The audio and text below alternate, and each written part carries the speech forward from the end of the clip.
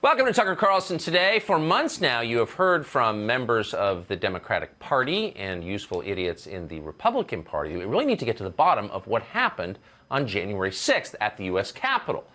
And on this one narrow issue, we have to say we strongly agree. We should know. The country has a right to know what exactly happened that day and why. And so for the past several months, we've been looking into that. We've created a three-part documentary called Patriot Purge, part of Tucker Carlson Originals, that begins this week. Accompanying the release of that documentary, we thought we would sit down at length with the one journalist who has been on this story doggedly, without ceasing, for months, who has broken more news about what actually happened on January 6th than anyone else.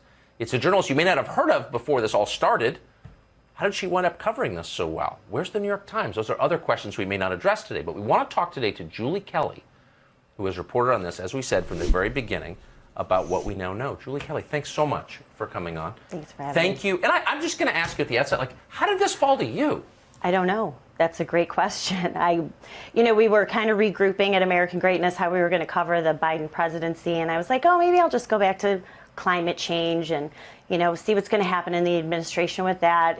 Kind of thinking things were going to simmer down after the Trump presidency was over, and then this just happened. And I think my take from the very beginning about what happened that day was different than what was being spun out as the narrative. Did you go to Columbia Journalism School? I did not. I went to Eastern Illinois University. Go Panthers. It's just so interesting because your reporting hasn't simply been ideological, which is to say I don't like it only because I agree with it, though I happen to. Mm-hmm. But I like it because it's filled with new information that nobody else has. You've done actual reporting on this from the very beginning. And do you ever think to yourself, as a graduate of Eastern Illinois University, why am I the only one who's doing this? I do sometimes wonder. It definitely was one of those things that even a lot of journalists on the right did not want to touch at all. But I think seeing right out of the box what these judges were saying and ordering people like Couy Griffin, the Cowboys for Trump guy, who didn't even go in the building. That was really my first article on it. And sentencing him to pretrial detention. He wasn't even charged with a violent crime. And you have judges lecturing him about his beliefs about the 2020 election, using that as justification to keep him behind bars before trial. And I thought, this can't be real. I'm reading these articles thinking this can't be real. And that was just the beginning. That was, early February. That really says it all. Holding a man in prison because you disagree with his opinions on the election? And that is legitimately what's been happening, Tucker. So that was the first case that I studied. I opened up a Pacer account. I'm not a lawyer, and so I'm sort of addicted to it now. But that's where you can get all the court documents, and you can find out when the hearings are. And because all the hearings are virtual now, I could call in and listen to what was being said in court. And it was just mind-blowing, not just what the prosecutors were saying, but what the judges were saying. We're talking about judges on Trump judges, Obama judges, Reagan judges, who were telling these people this was a horrible stain on our country and condemning them for doubting the legitimacy of the 2020 election. And what the prosecutors were calling them, terrorists and rioters, insurrectionists. And so that's really... It was professional, but now it's taken on almost a personal crusade on behalf of the people whose lives are being destroyed by this investigation. So you did, what you're describing is journalism. There are a lot of ways to look at what you're doing, but one of them, I guess, the hopeful way to look at it is the traditional media collapse and refuse to just do basic reporting, listen to the hearings. Right. And the gap is filled by people like you, and you're doing a better job than they did. So anyway, I'm grateful for what you've done. You just brought a lot of information to light that people who don't even agree with you can just assess and make up their own mind. And so thank you so much for that. Well, thank you for covering it. So I want to take an overview. I want to begin with an overview of what we're seeing in the aftermath of January 6th, which is what you've been covering. And it really feels like a war on terror, but the domestic version. So here's a portion from the documentary we just did, and I want to get your reaction to it. And the left is hunting the right. Hunting the right. Hunting them across the country, dragging them to D.C. in the middle of the night, sticking them in the gulag, sticking them in Guantanamo Bay for American citizens, leaving them there to rot. Today we take an essential step in defeating terrorism while protecting the constitutional rights of all Americans. It's now the law of the land that the military can arrest American citizens, hold them indefinitely without charges or a trial. The Patriot Act, it was a decision made in fear. Now that surveillance apparatus, the NSA, the FBI, the DOJ, is turning inside, to the inside of the United States. That second where you don't remember your child is dead, and you sort of have to relive it every single day. So the image that this last year has evoked, this last 9 months has evoked in my mind, is the aftermath of 9/11, which of course you remember well, where the country's whole law enforcement and military apparatus was sort of harnessed in one direction against this enemy called Al-Qaeda.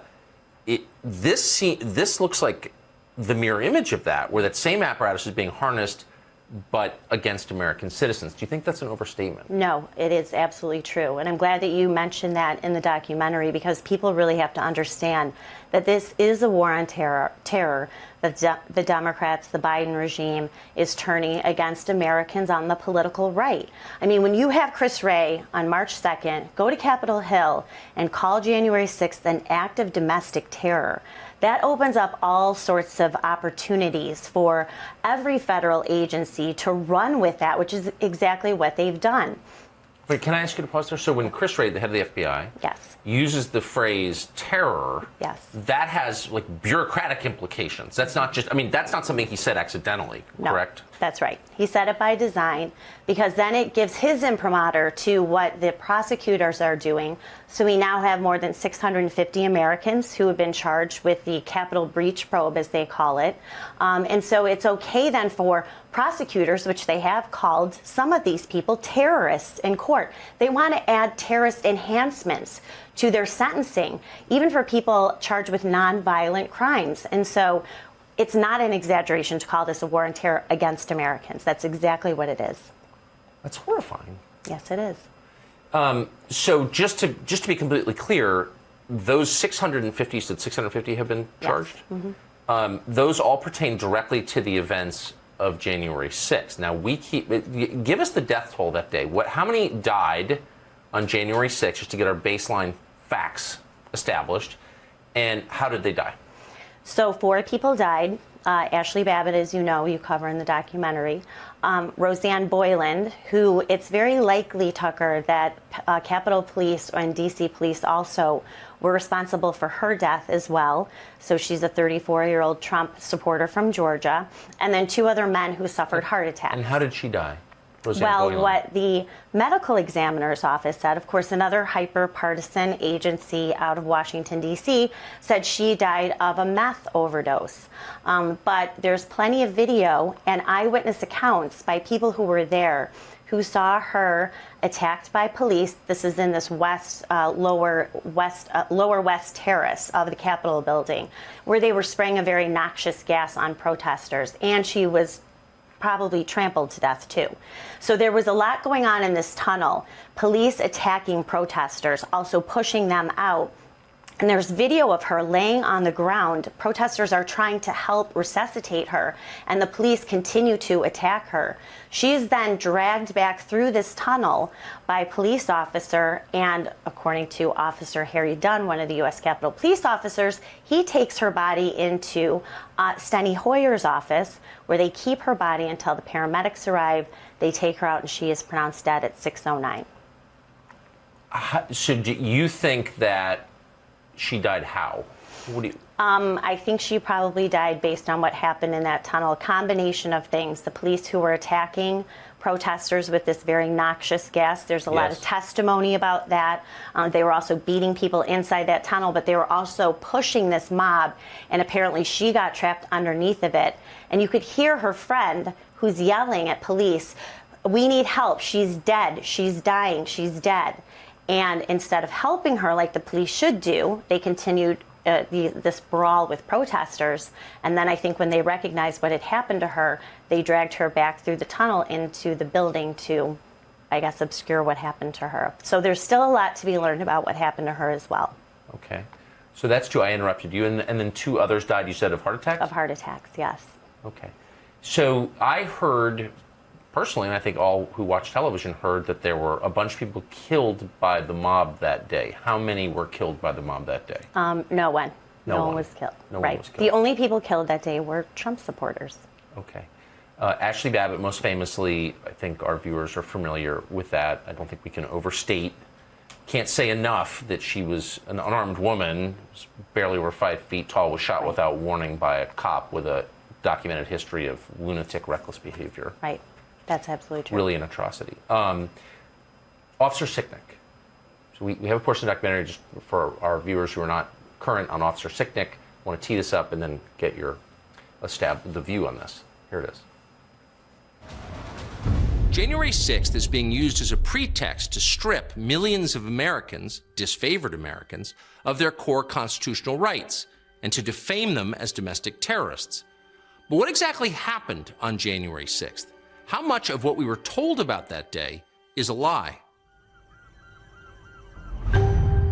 Darren Beatty of Revolver News is one of the few in media who's done real reporting on what actually happened on January 6th. The establishment narrative. The worst single act of political violence since the Civil War. Donald Trump supporters killing police officers. Was MAGA blood libel. Officer Brian Sicknick died after being hit in the head with a fire extinguisher during the hours-long attack. They beat a Capitol police officer to death with a fire extinguisher. Officer Brian Sicknick died after being hit in the head with a fire extinguisher during a fight.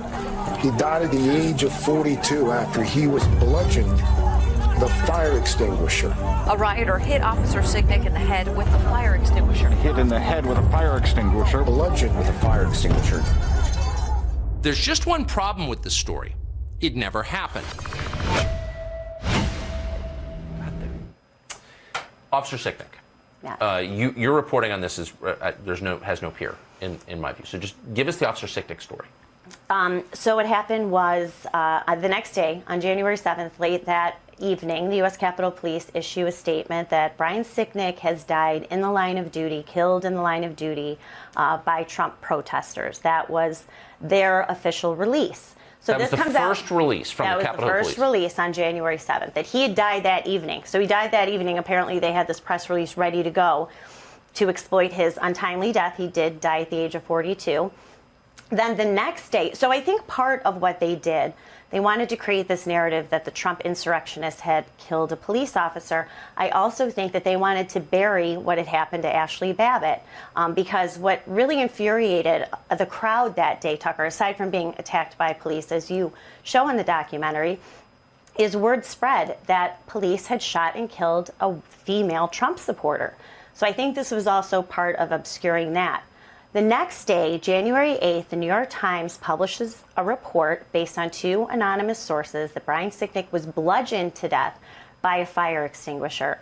And then that's how that whole storyline seeded. You see clip after clip of the media just accepting that without question. They didn't even want any kind of verification. Well, where was he? Wouldn't there be footage? If a police officer was being bludgeoned to death by Trump people, there would be some kind of footage showing that. Nothing. They just took it. They went with it. And so that was their story for 5 weeks. It actually ended up in the Democrats' House impeachment memo. That New York Times article is still a footnote saying that Brian Sicknick was bludgeoned to death by a fire extinguisher. Was anyone ever arrested for bludgeoning Officer Sicknick to death? No, not. And so then on February 12th, the New York Times, the weekend before the Senate trial, for Trump's second impeachment trial, the New York Times retracts the story, says, oh, never mind, that's not what happened to him. It was based on anonymous accounts, and so, oops, and that was the extent of it. But nothing else has been retracted, just that story. So in the meantime, his body lied in state in the U.S. Capitol. Yes, it did. And it implies no disrespect for Officer Sicknick or his sad death to note that his passing was used as a political weapon by the left. It created so many optics right after the New York Times published that article. So you had a procession of police cars through Washington, D.C., silence throughout Washington, D.C. as they're carrying his body. And then, of course, he lied in state for 2 days.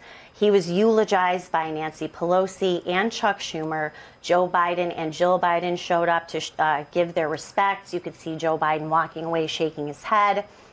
He's then transported in another formal ceremony to Arlington National Cemetery, where he's buried. So these are all the optics that were created in February. So then they pivot to this is just all a manufactured. It's all fake, fabricated. Yes.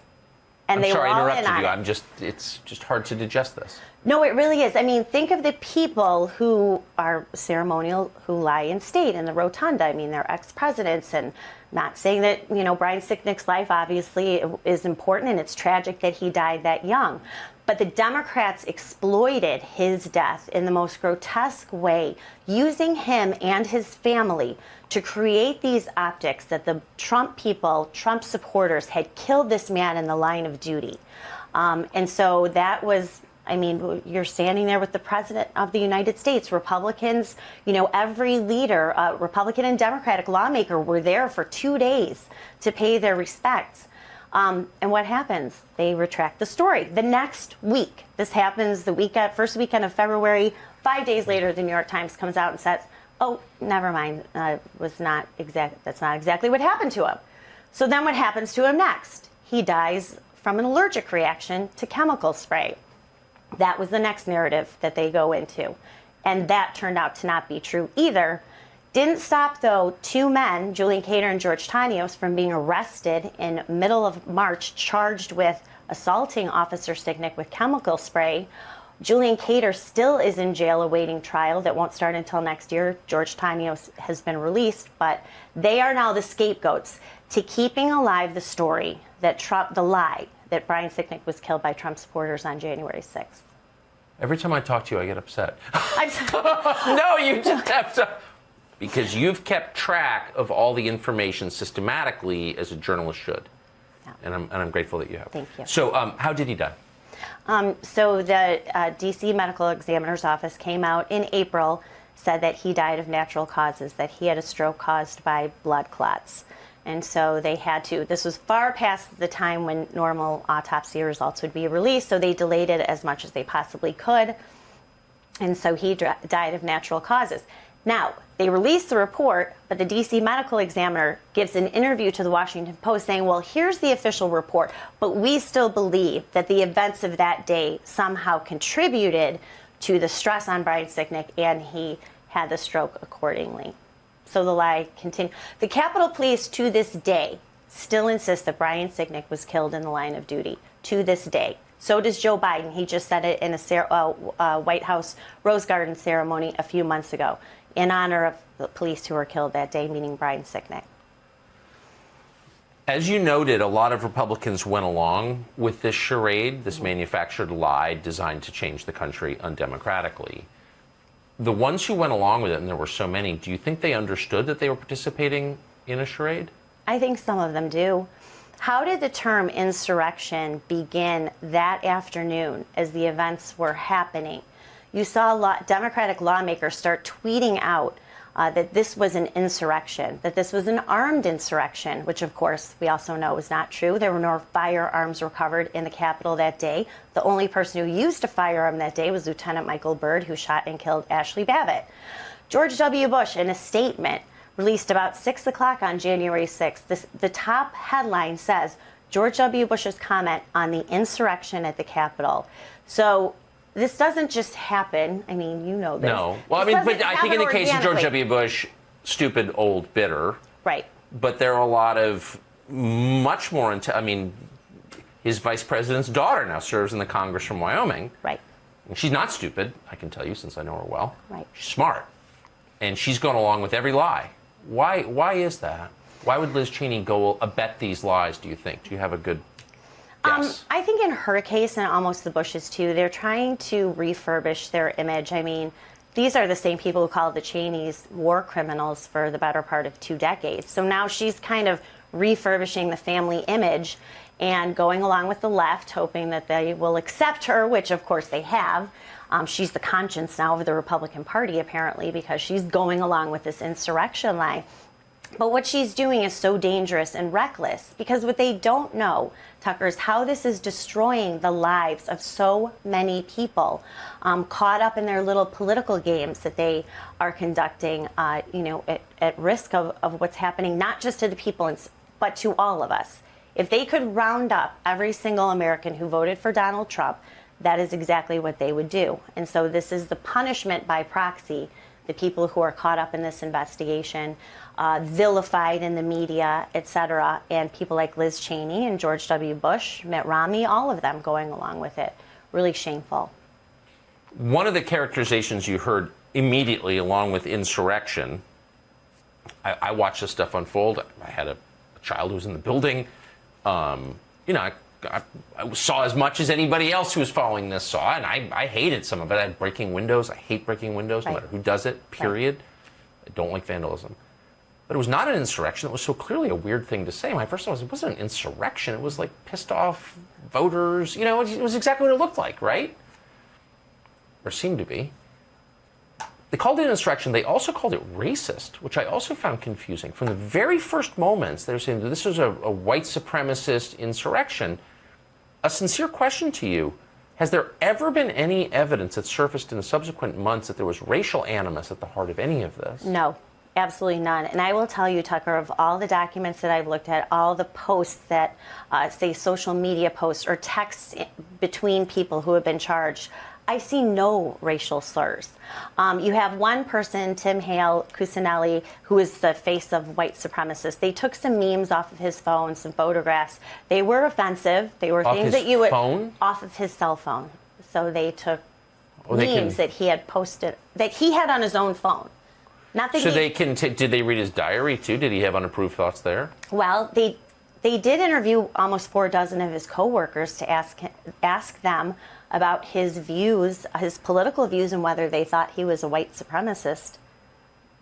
Yes, that actually happened. And that was our government. He was actually spied on by the Naval Intelligence Services, and they conducted this questionnaire. He was working as a contractor at a Navy base, and they interviewed his coworkers asking for their opinions on his... If he committed thought crimes.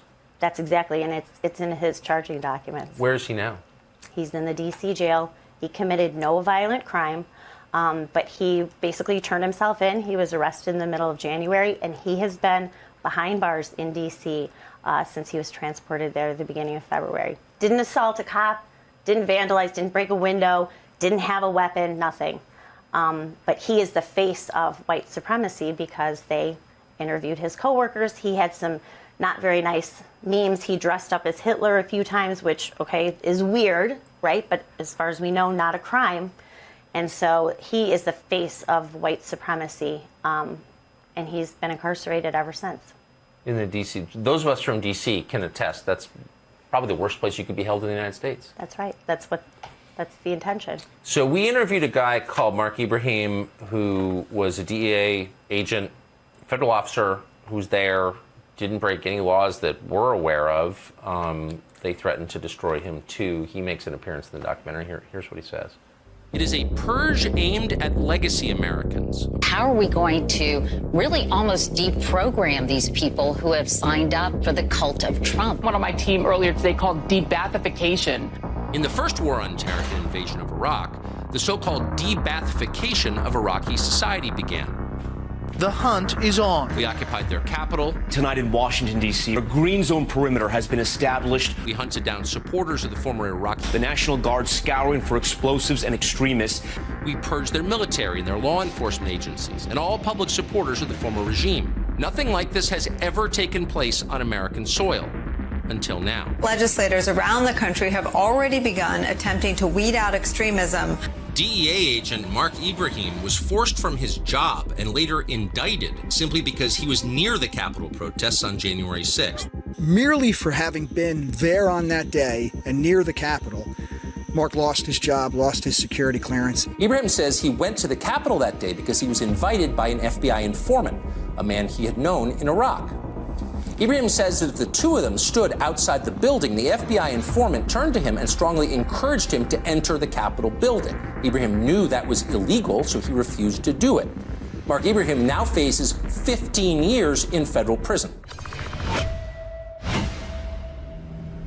Yeah. Wow.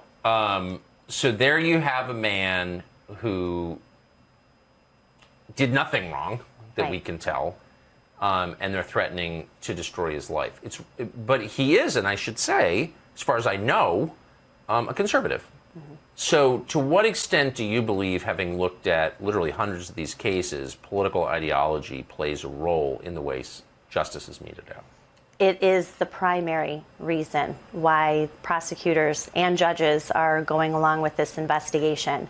It is based solely on their involvement on January 6th, that they are Trump supporters, and that they doubt the legitimacy of the election. You have one case, a man named Robert Reeder, who was charged with 4 misdemeanors, didn't do anything violent, wasn't a conspirator, wasn't incited by President Trump.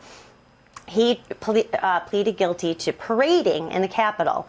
That's actually a crime, just FYI, parading in the Capitol, which a lot of people have been charged with and some are pleading guilty to. The government wants to keep him behind bars. He actually was just sentenced to 3 months in prison on a misdemeanor. He has no criminal background. What the government, Joe Biden's prosecutors, used in court to justify their sentencing was memes that were taken off of his Facebook account, memes that were not nice about Joe Biden, that said negative things about Nancy Pelosi, that said things like the election was stolen. These are actual screenshots of memes that were taken off of his social media account, given to a judge to explain why this man should go to jail. I mean, that is just nothing you would think would ever happen in this country. It's totalitarian. Did anybody in the so-called system of justice, when this happened, say, whoa, wait a second here. These are constitutionally protected political views. America exists so that people can express those views. Like, did anyone impose a reality check on this at all? No one did. And in fact, the judge was Thomas Hogan, who is a Reagan appointee. He's 82 years old. He probably should retire. But he did not stop, as this man was literally begging for his life. He's been abandoned by everyone, like a lot of these Capitol defendants have been. Their lives have been destroyed. They've been abandoned by their family. In Robert Reeder's case, he told the court his church asked him to stop going there because he was such a distraction. So he was fired by FedEx. He has no money. He has nothing left. He begged for mercy. His church asked him to stop coming? Yes, that's what he said in court. I hope they're punished for that. I hope so, too. I mean, long term. I mean, for eternity. Right. That's just somewhere like the worst else. thing I can imagine. Yes. So, no, the judge did not stop the government from using these Facebook memes against Robert Reeder, who now will be going to jail for 3 months. People are going to be offended that I asked this, but I can't control myself. So, like, what about the president on whose behalf they were gathered that day? Like, has anybody sent them money? I mean, has anybody really raised the people around him? Brad Parscale, or all these people are getting rich, right? Right. Complaining that the last election was rigged, which it clearly was, right. Obviously. Yes. And they're making all this money, and all these people are sending all this money down to Florida. But is any of that money going to defend these people who went to this rally on behalf of that candidate? Not that I know of. And I will say no. No. And it's a question that I've been asking myself, and I know a lot of them have been asking too. You know, we were there, and a lot of them were there to support Trump. They were there to support Trump. Yeah. They were there to protest the election being taken from him unlawfully. But aside really from a few comments about political prisoners, and he has said a few things about Ashley Babbitt, to my knowledge, and I'm pretty involved in what's happening with the defendants, especially the detainees, no, there has not been anything, any financial aid coming from anyone of a prominent position to help these people. I just find that appalling. I do really too. do. I do really too. find that appalling. I do too. Has anybody, I have so many questions for you, I'll try to keep them quick. Has anybody in a mainstream news outlet done real reporting on this that you're aware of? There are not. I mean, obviously, Darren Beatty is doing a lot of reporting. But if you look at what's happening on the other side, you know, the Washington Post, New York Times, who is covering it. I will give a little credit to the New York Times, who they did confirm in a report at the end of September that FBI informants had infiltrated the Proud Boys, which is this alleged militia group that had no weapons on January 6th. None of the militia groups, by the way, had weapons at the Capitol that day. And so they did confirm that the FBI has informants. We're going to find out a lot more about that. But there are places, Politico, Huffington Post, BuzzFeed is following this very closely. But all these people are described as insurrectionists, as rioters. They're vilified as cop killers. They're described in the most heinous terms. And so they're really the ones who are helping to fuel this hatred and to justify this war on terror that's being turned on people on the political right. So, but otherwise, I'm surprised at some of the outlets who just still to this day refuse to cover this. It's loathsome. So to the question of the DOJ's involvement in that day, you've looked at, I can't even imagine how many hours of footage you've looked at from January 6th, and you've interviewed a lot of people more than anyone else. What's your sort of top-line view of the DOJ's involvement in those events? So I think it's really hard to not expect that the FBI was involved in it. That's the nicest way that I could say it. But if you look back what happened in 2020, and we know now that there was an FBI operation called Operation Cold Snap, which was opened up in the spring of 2020, that was intended to, we were told, or some were told, to surveil these militia groups who were conducting these lockdown rallies, etc. So this is what began and then led to the Whitmer kidnapping caper, as you talk about. And so this was FBI agents who were infiltrating these groups, the Proud Boys, Oath Keepers, Three Percenters, etc. And I think that is what orchestrated the Whitmer caper. They also tried to orchestrate an assassination plot of Ralph Northam, the Virginia governor, that they couldn't get off in time before the election.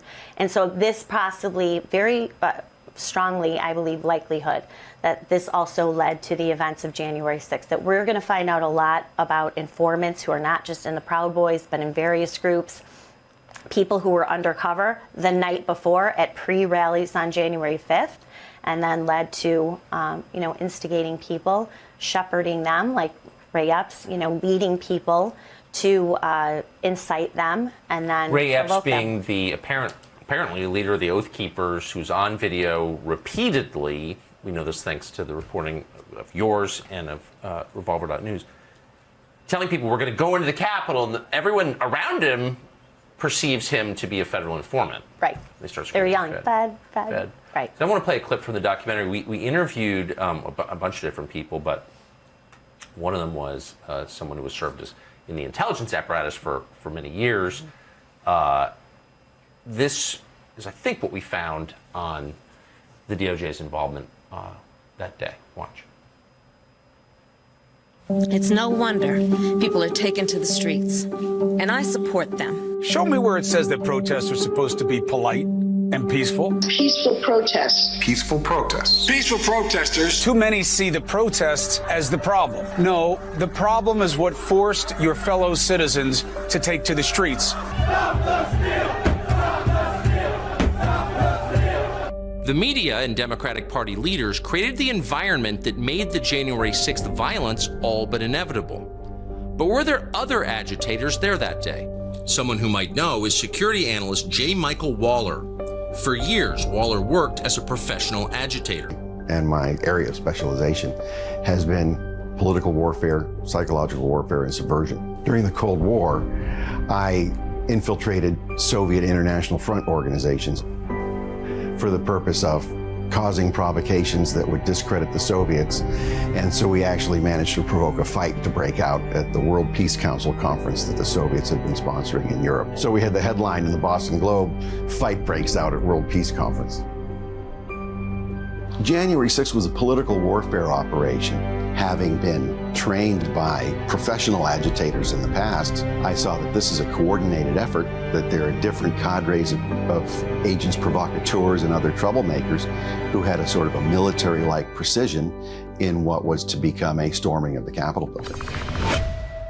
You know everything about this, but just give us a summary of what we know about people who, by the terms they've set, clearly committed crimes, in some cases, much worse than people who are still languishing in jail and yet haven't been charged. Like, are there a number of these people? There are. And I think that's what's so great about Darren Beatty's work is it's one thing to focus on the people who have been charged with, they are charged with, but then you have this whole group of people, prominent people, who have not been charged. And so you have quite a few in the Oath Keepers conspiracy case, including person one, Stuart Rhodes, who really, from the summer of 2020, was ginning up Oath Keepers for what was going to happen before and after the election. You have Thomas Caldwell, who said he was approached by Stuart Rhodes at a post-November rally and asked, hey, we do security. Do you want to come to, let's keep in touch. And, you can come here and we will tell you when the rest of our events are going to be. And so it's just curious why person one in this wide-ranging conspiracy case where 20 defendants are having their lives destroyed, 3 of them are still in the D.C. jail, have been in the D.C. jail since last spring, but person one in the indictment is still not charged. You have a couple other people in the Oath Keepers case who have not been charged. Then you have the Proud Boys. So who were the FBI informants that the New York Times is talking about? Why do you see so many people, groups of Proud Boys, some of them with neon hats on? They were supposed to be nondescript. They weren't that day. You have 60 people who were involved in this chat group, but you still have only about 20 or 25 who have been charged 9 months later. Well, where are the rest of them? They were all working together. If this is a conspiracy and obstruction of an official proceeding, well, everyone should be charged. So the bigger question at this point is who wasn't charged? Who are the people who've been ID'd, like a Ray Epps, inciting the crowd or trying to provoke people?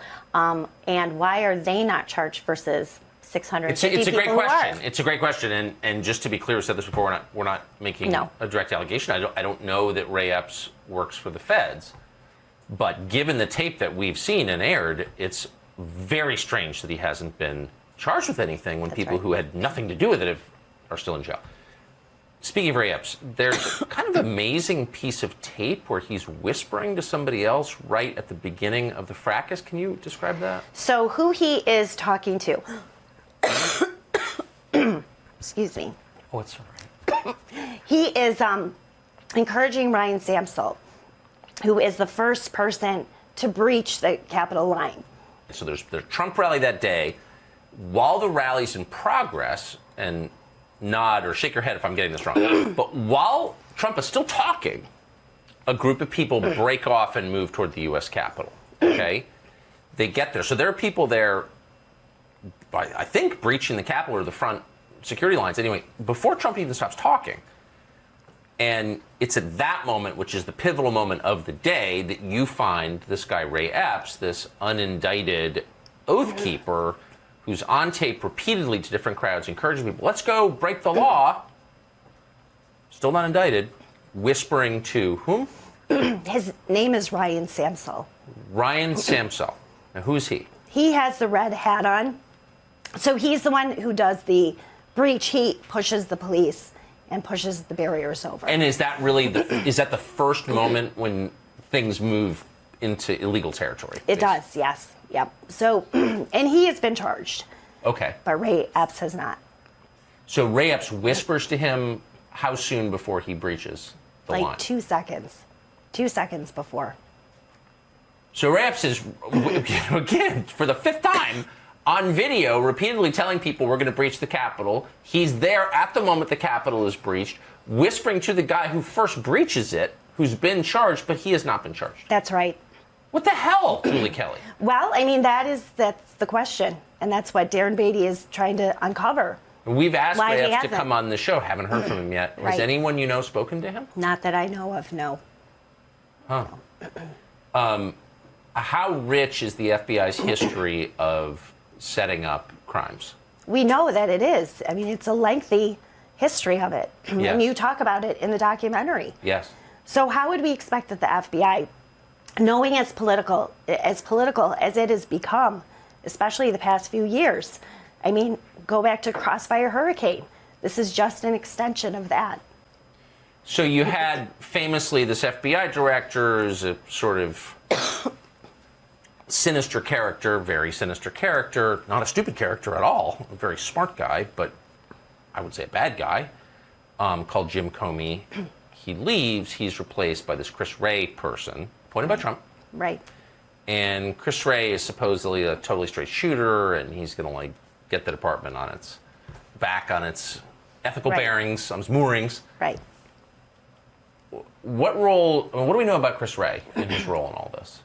Well, we do know from Kash Patel that the one person they could not reach on January 5th and 6th was Chris Wray.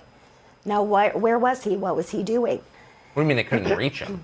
So they were in communications with military leaders, the president, trying to organize what was going to happen, what was going on that day. Right. The one person they could not reach was Christopher Wray, the FBI. The head of our biggest law enforcement agency. That's right. Where was he? What was he doing? And so no one has asked Chris Wray where he was on the 5th or the 6th. That's a little bit shocking. I Do you think give so. him the benefit of the doubt, or do you think that No, I don't think that he is entitled to the benefit of the doubt. I mean, and then how did the head of the Detroit field office, who oversaw the Whitmer kidnapping case, why was he suddenly moved to Washington, D.C. on October 13th? Well, that gives us an opening here. I want to play. We actually covered the Whitmer case, which is an amazing case. And it's not just us. You've had I think BuzzFeed originally broke it. They did. Which is a loathsome site. But to their credit, they brook this. It's and they a great were right. piece, It was, I think, mostly feds. Right. It was. Conspiracy. It's like insane. Anyway, here's our take on that from the documentary. Most Americans probably assume the chaos of January 6th was a result of intelligence failures or of simple government incompetence. But direct incitement by federal agents, the intentional entrapment of American citizens, no decent person wants to believe that. But increasingly, there's evidence it is true. Federal agencies have a long history of ensnaring American citizens in manufactured plots. The alleged plan was to kidnap the governor and put her on trial for treason, all because of Michigan's COVID lockdown. The federal government thwarted an alleged plot to kidnap the governor of Michigan in a manner that included, shockingly enough, storming the state capitol. Interesting parallel. Well, it gets even better. 12 of the 18 conspirators were either FBI informants or undercover FBI agents. In other words, fully 2/3 of the people plotting to kidnap the governor of Michigan were working directly for the feds. It makes you wonder, if permanent Washington is willing to launch a second war on terror on its own citizens, what else are they capable of? Well, exactly.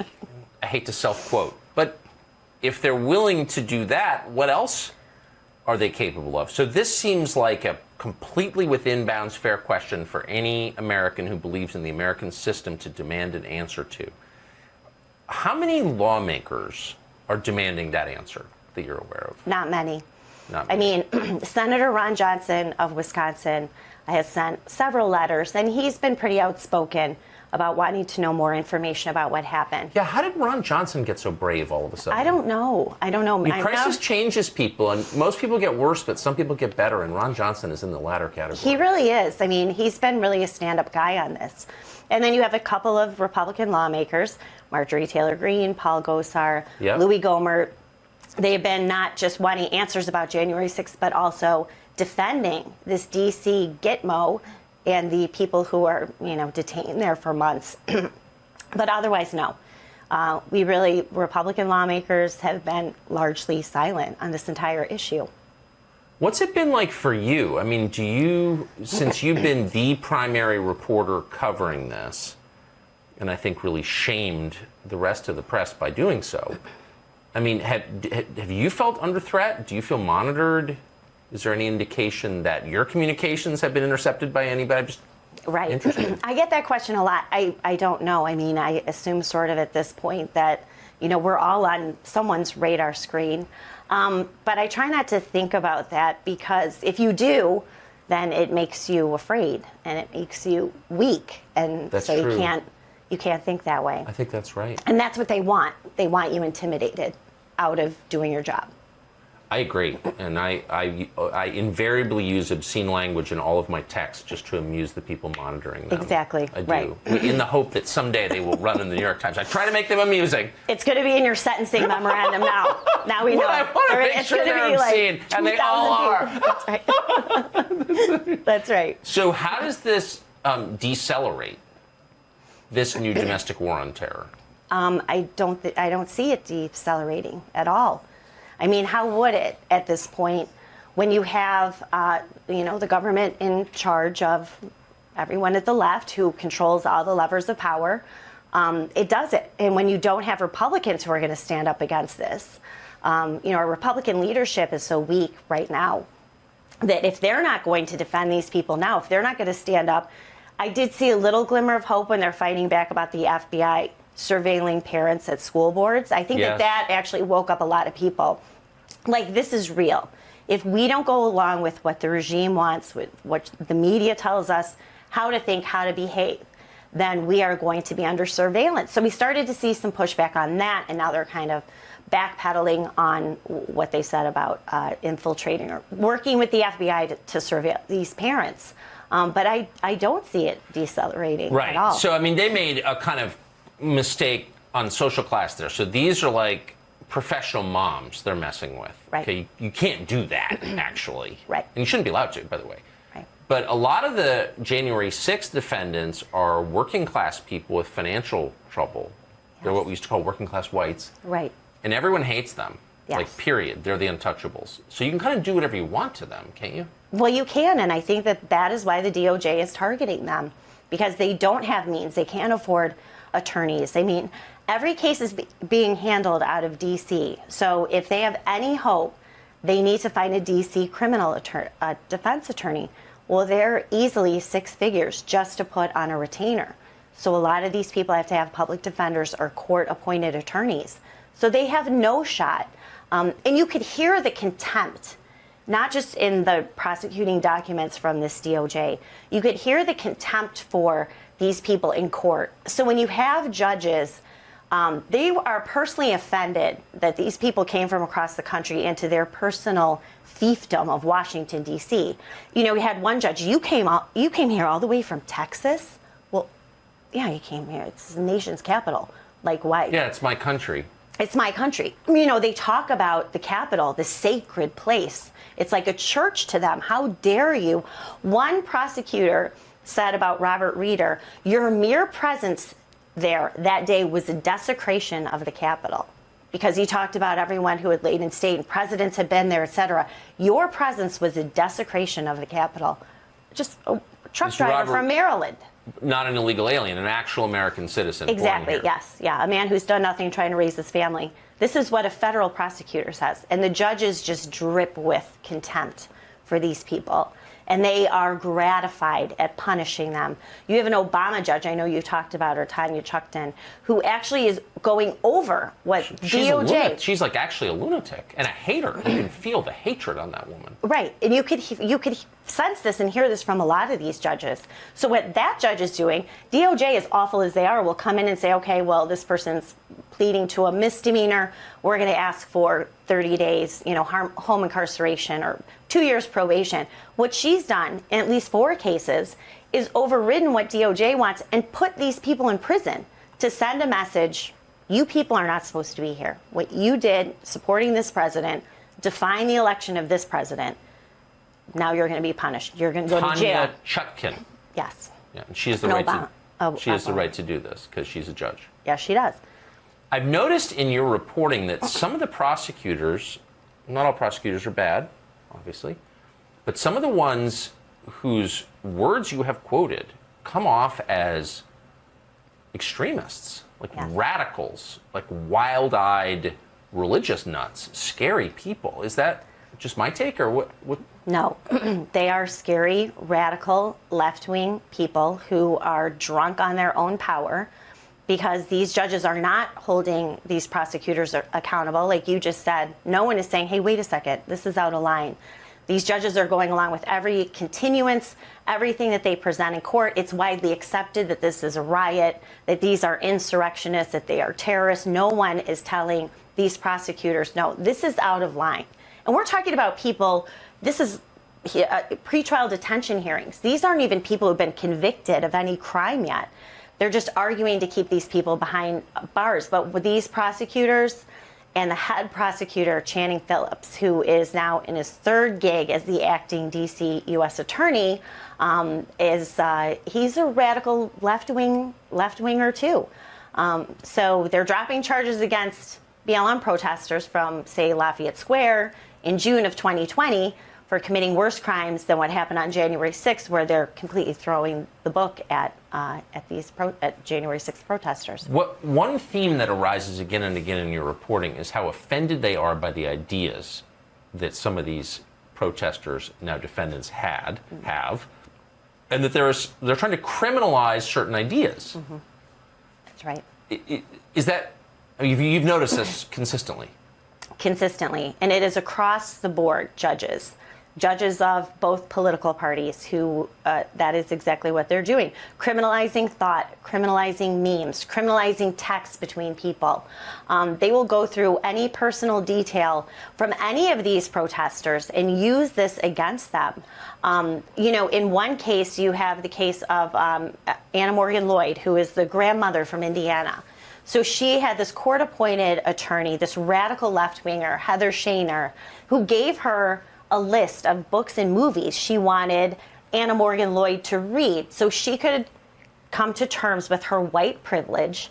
And then basically... Wait, what? Yes. So this is the case of Anna Morgan Lloyd, Heather Shaner, who also is representing other people. This is the kind of representation these people have.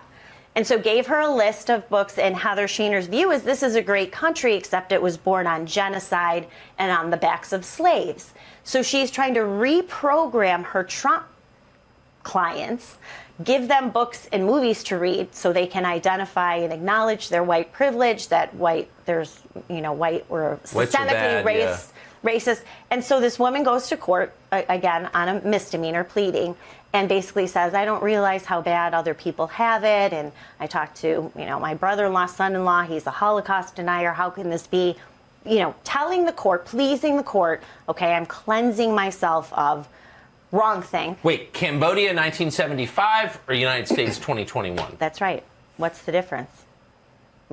Except for mass. This is scary. But the ideology, the idea that other people aren't allowed to have ideas that we disagree with. That's right. Which is the opposite of the very premise of the country. That seems like nobody is standing to defend that premise. There was actually a ruling today. Amy Berman Jackson, another Trump-hating judge. Lunatic, yes. Yes, another lunatic who actually today let a man out of the D.C. jail because he wrote a long letter saying how now he despises Trump, how the D.C. jail now is radicalized because they sing the national anthem every night at 9 o'clock, which the detainees do. And Amy Berman Jackson told this man he could leave, but he can't watch Fox News. He can't watch any political programming, and that she wanted Amy Berman Jackson, who isn't actually a nutcase. Yes, she is. In my opinion, I followed a case. She tried to throw someone in prison for life for nothing, literally nothing. Right. She has commanded someone. You can get out of jail, but you're not allowed to watch Fox News. Right. Fox News, and she said all political. Yeah, I think she caught herself and then said, "Well, I don't want you watching any political TV. You can't watch MSNBC either." Is she God now, or is she a judge? That's what they're telling them, what they can watch. They can't be on the internet. One man was sent back to jail because he was online. He wasn't supposed to be on his computer. I don't know why.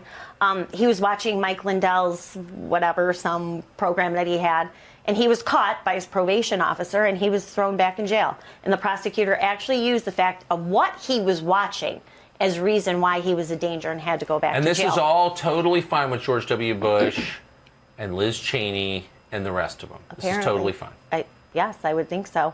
I mean, they're the war on terror architects, right? So George W. Bush and Liz Cheney, because they were repudiated by Donald Trump, because he called out George W. Bush, called out Liz Cheney's father on the Iraq War, said what a mistake it was, weapons of mass destruction, etc. This is their way to get revenge, I think is part of it too. But they certainly have not stated any objections to turning this against American citizens. I would expect that they embrace it. Man, if this were a fair country, you'd have a, what do they call it, Pulitzer Prize or whatever? This is way better. Julie Kelly, you're a brave person. You're a great reporter. I do think in the long run you will receive the recognition that you deserve from thinking decent people for what you've done. And I want to tell you now, I'm grateful. Well, thank you for covering it too. Thank you. Yeah, just amplifying your reporting. Thanks. Thank you. Friday night edition of Tucker Carlson tonight. We are live, by the way, as always. So if we use profanity, you'll hear it. We're going to try not to. Ever notice how the biggest stories get the least attention? Weird how that works. The fake Duchess from Santa Monica spends an hour talking to Oprah about her skincare regime, and it's the lead of every morning show in America. Joe Biden institutes a government-wide system of racial discrimination that dwarfs Jim Crow, and nobody seems to notice. That happened yesterday, by the way. Did you know that? Probably not, because there was no press conference or signing ceremony, no media coverage. But 24 hours ago it happened. Biden restructured the entire executive branch of the U.S. government to discriminate on the basis of immutable characteristics. He made that announcement on the White House website, and it proclaims that within 30 days, every federal agency, all of them, from the Department of Justice to NASA to the Social Security Administration, all of them, all must, quote, ensure that they have a agency equity team within their respective agencies to coordinate the implementation of equity initiatives. And these Maoist equity teams will report to something called the Gender Policy Council. And the White House, quote, environmental justice officer. Does the environmental justice officer carry a sidearm? We don't know, actually. We do know that running all of this, which is the largest racial tracking bureaucracy since the fall of Nazi Germany, will be former President Barack Obama. And he'll be doing that, as always, through his longtime lackey and cutout, Susan Rice. Rice's goal, the goal of the entire initiative, is to place the federal government, all of it, in opposition to a very specific slice of the American population, not a foreign population, our own population. Here's how it works. Every single person in the United States will qualify for one of Joe Biden's many protected categories, except straight white men. So we're all in this together, except those guys who are on the outs. It's all of us versus them.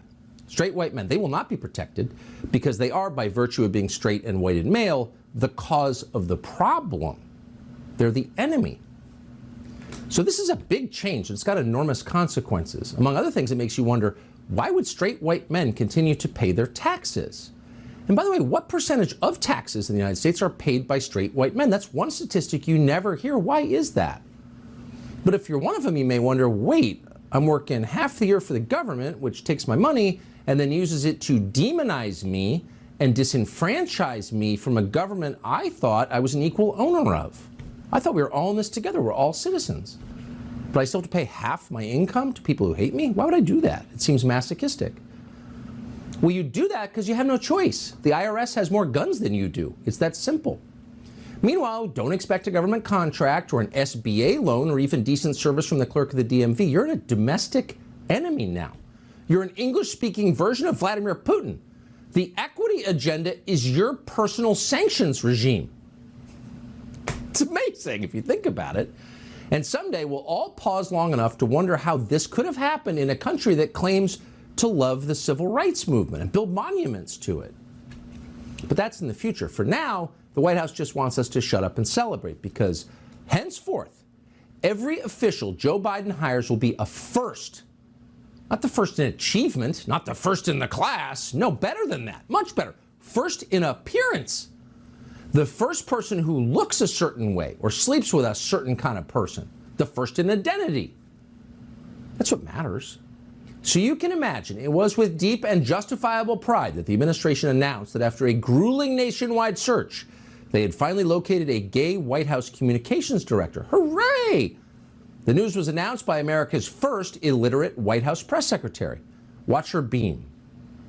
And I look forward to welcoming Ben LeBolt. As you all know, he has been announced to replace Kate as communications director back to the White House. I also know that Ben is making history. As you know, we believe here in the Biden-Harris White House that representation matters. He will be the first openly gay communications director, which is very, very important indeed. Yay! He's gay! And that's, quote, very, very important. It's pretty thrilling. Finally, gay people will know they can achieve something in this country. They can leave their jobs at the asphalt plant and head to Washington for fame and fortune. Next thing you know, they'll have TV shows on Bravo. The possibilities are exciting. He is their Jackie Robinson. But you do wonder, what exactly is the difference in real life between a gay communications director and a straight communications director? Are they really that different? We weren't aware that a communications director's sex life had any bearing on his official duties, but then we don't know everything. So we called over to the White House today to see how this new gay communications director will be a massive upgrade over the last straight communications director. Unfortunately, they never explained the difference, so we're going to have to take it on faith and just celebrate with everybody else. Joe Biden's doing that. As he's told us repeatedly, do not look beneath the surface. No. Appearance is all that matters. Not only can you judge a book by its cover, yes, you can.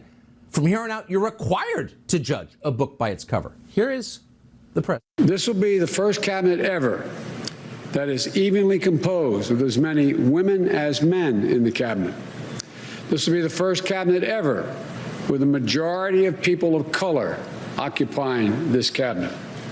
And it has more than a dozen history-making appointments, including the first woman Secretary of Treasury, the first African-American Defense Secretary, the first openly gay cabinet member, and the first Native American cabinet secretary. Well, that sounds amazing. It sounds amazing.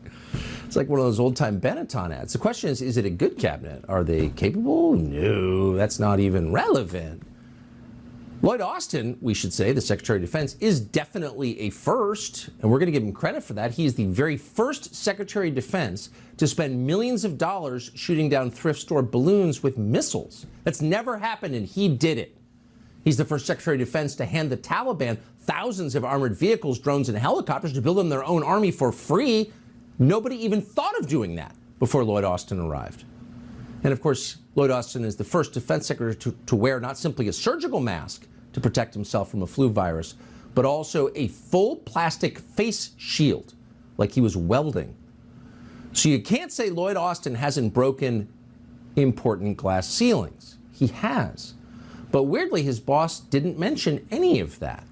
As far as Joe Biden is concerned, Lloyd Austin's main achievement in life is his genetic makeup. Lloyd Austin was born great.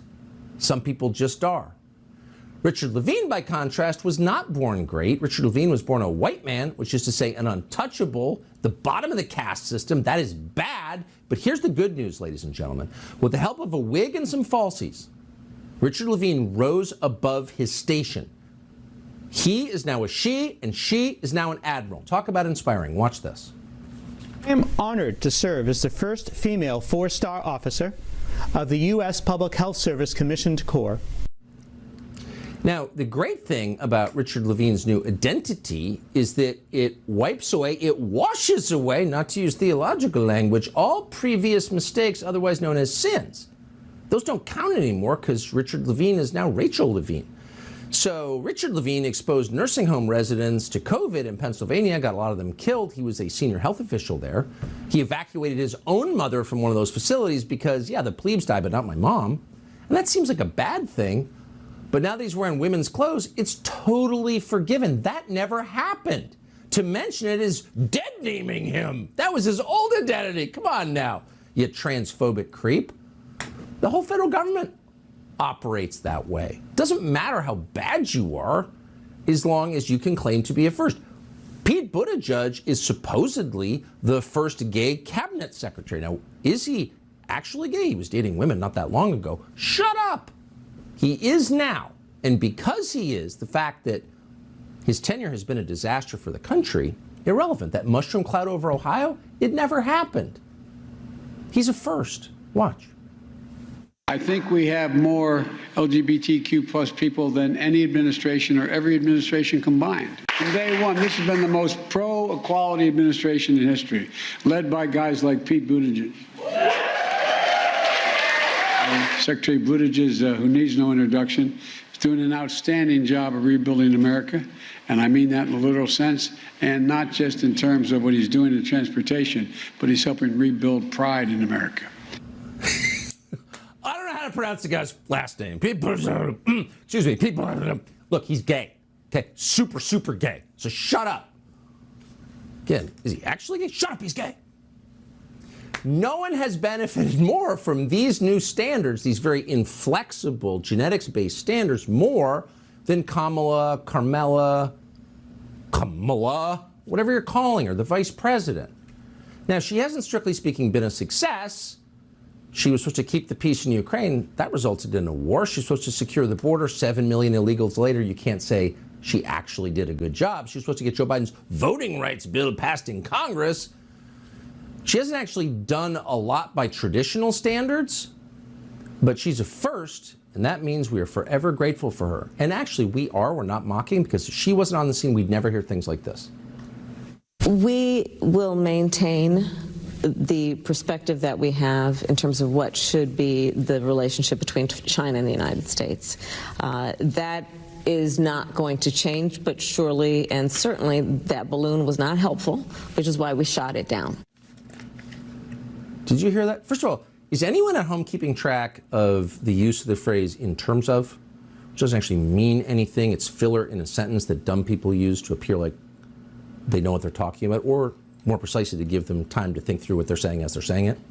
Whatever. She's a chronic user of "in terms of." But a new policy has been announced by Kamala Harris, and that is that all, quote, non-helpful balloons will be shot down. Now, unfortunately, hot air balloon season is starting soon in Albuquerque and around the country. Are they going to be shot down? Are they helpful balloons or unhelpful balloons in terms of shooting them down, in terms of vis-a-vis? Balloonists across America need some clarification on that, but whatever, she's a first. Shut up. And while we're at it, by the way, as long as we're trying to get clarification, it would be nice to get some other clarifications from our equity-minded leaders before the 30-day timeline on equity enforcement runs out. We're still waiting, for example, for our new Supreme Court Justice, Ketanji Brown Jackson, to tell us what a lady is. She doesn't know. Can you provide a definition for the word woman? Can I provide a definition? Mm-hmm. No. Yeah. I can't. You can't? Not in this context. So I'm not a biologist. That's pretty amazing. That became a meme on the internet, and we all got kind of used to it. This lady is now in the Supreme Court, and that's not one of the hard questions, right? Like, recite the Constitution from memory. That might be a challenge. What's a woman? And she's now in the Supreme Court, but by the way, she's not alone. We just had a federal judge, we think Lindsey Graham voted for, in a hearing in the Congress who didn't know what was in the Constitution. But shut up. She was a first. We're going to judge that book by its cover and vote yes. Now, Joe Biden apparently is trying to convince us that not only are his nominees diverse, they're firsts. He himself is diverse. Watch this. I also want to acknowledge someone else who means a great deal to our family. Rabbi Michael Beals of the Congregation Beth Shalom in Wilmington, Delaware. That's where I received my education. I probably went to shul more than many of you did. You all think I'm kidding. We have a very, in relative terms, large Puerto Rican population in Delaware. I was sort of raised in the Puerto Rican community at home. I got my education for real in the black church. And that's not hyperbole, it's a fact. Joe Biden spent his young years in a yeshiva. He had earlocks at the time, hitting the Torah and the Talmud. There was a Puerto Rican yeshiva that was part of a black church. Okay? So you may look at Joe Biden and say, you're completely incompetent. In fact, you have dementia. You can barely walk. You mistake your sister for your wife. You can't run the most powerful country in the world. Shut up. I studied at a yeshiva, a Puerto Rican yeshiva in a black church. Talk about a first. I'm a first of a first. So we wanted to know, like, how's the rest of the country seeing this? Because this is about to become the law in 30 days. Chadwick Moore, we consider him a first. He joins us tonight to assess. Chadwick Moore, thanks so much for coming on. Now, you claim to be gay, and I'm wondering, now that there's this is too great. Now that there's a gay White House communications director, do you feel like this is your Jackie Robinson? Like, you can actually achieve something in this country? Yeah, I mean, Stop the Press is a gay man in What's next? A gay White House florist? I mean, I am just, wow. Well, we definitely need a parade for this guy. Hopefully no balloons, obviously. But this is some big, big news, and they really had to roll it out. Honestly, though, in all truthfulness, being a gay man these days is pretty low on the diversity totem pole. You're basically an oppressor at this point. So it was a little surprising they felt the need to make such a big deal out of it. But, you know, they got to take it where they can get it.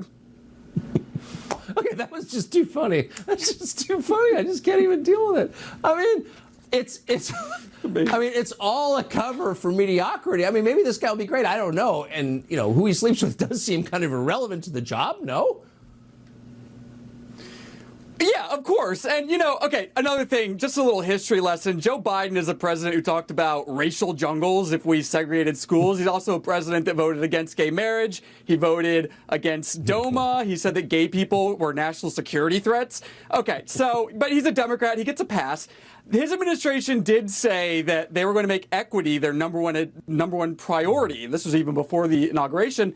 And it looks like they're holding true to that. Why is this their number one priority? Well, obviously it's not because of the reasons they say. It's because it's a wonderful distraction for them to just do whatever the heck they want, exactly. Continue their corruption, and get all the eyeballs off of what's really going on. You know, keep people divided, keep focused on this issue that no one cares about in this country. No sane person cares about the race or gender of the person next to them. That's what's really in the cards. And you know what? They're kind of doing a magnificent job of upholding it because, of course, the media is just going to run with it as well. Nobody is digging into this administration like they should be. That's exactly right. Loot the country before they hand it over to China. We need a parade with no balloons. That's my favorite line of the week. Chadwick Moore, great to see you. Thank you. So today, a small number of passengers stuck in airport lounges across the country looked up at one of those televisions bolted to the ceiling and noticed something weird. Don Lemon, the star of CNN This Morning, was not at work. And to be fair, sometimes a vacation is just a vacation, but we can't help notice that Don Lemon's absence comes just a day after he laid bare his utter contempt, once again, for his co-anchors, Poppy Harlow and Caitlin Collins.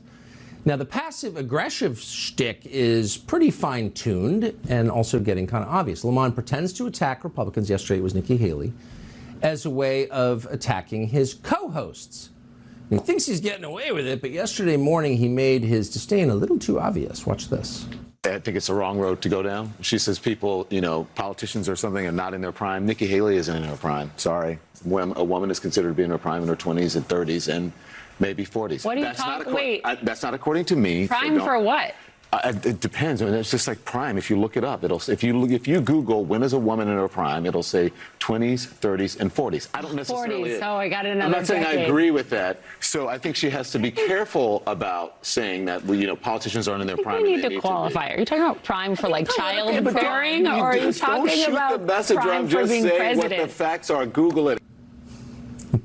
It's always like some super dysfunctional family on that set with the drunk guy, dad, Don Lemon dad. But we want to take it seriously. Don Lemon said, well, he got this from Google. So we went to Google and we typed in an obvious request. Show us the quintessential specimen in his prime. And we're going to tell you what we found. We're not going to hide the results. Full transparency on this show.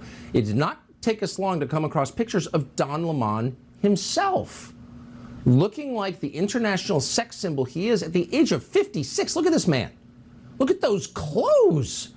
Is that a cape? No, it's got arms, but it could be a cape. I mean, is that bold? He's a fashion icon. Then we came across these Instagram posts showing Don Lemon on the runway a few weeks ago. And we don't want to use the word fabulous, but is there another word to describe it? No, there's not. Ladies and gentlemen, fabulous Don Lemon.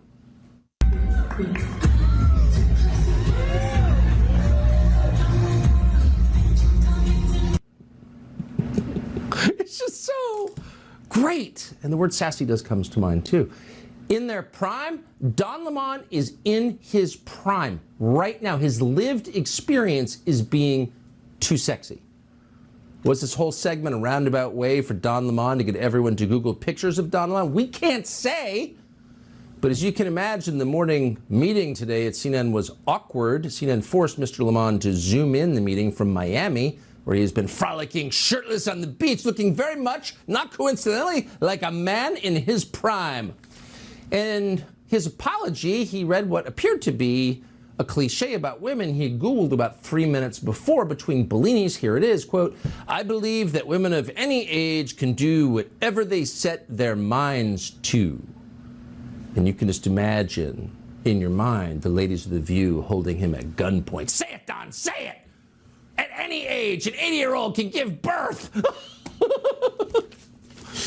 Yeah, it wasn't heartfelt, not reality-based. It was kind of ridiculous. If you're going to grovel, do it. He didn't. And apparently, his co-workers and managers at CNN are mad. We're hoping he comes back. If we lose Don Lemon, we've lost a major wellspring of comedy in this country. Well, just when you thought the narcissism scale couldn't get any deeper into the red, and the absurdity of preferred pronouns couldn't get any worse, the singer Sam Smith has found a way to do it. Piers Morgan on that. We're always happy to see him. He'll join us in a moment. Plus, your tax dollars are funding, well, a lot of things, but they're about to fund counseling for eco-grief. Comedian Jim Norton on that, straight ahead. Well, preferred pronouns are a signaling mechanism for narcissists and cult members and political activists. Am I a man or a woman? You can't tell, let me tell you.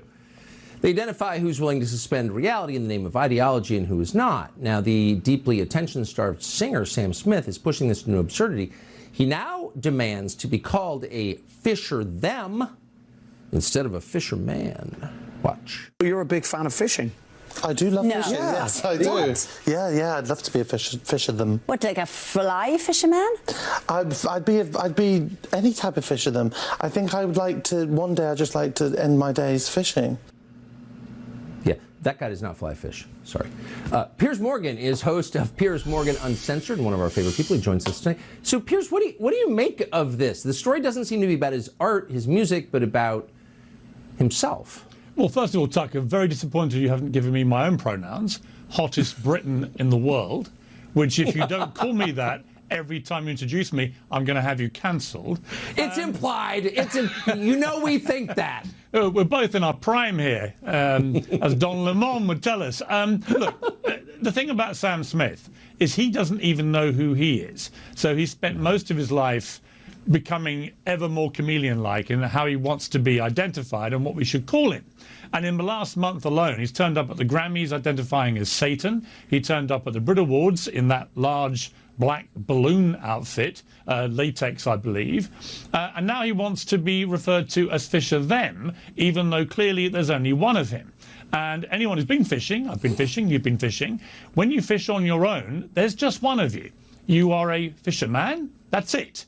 He is male, indisputably, and when he fishes, he's a fisherman, not fisher-them. Because apart from anything else, Tucker, it is not grammatical.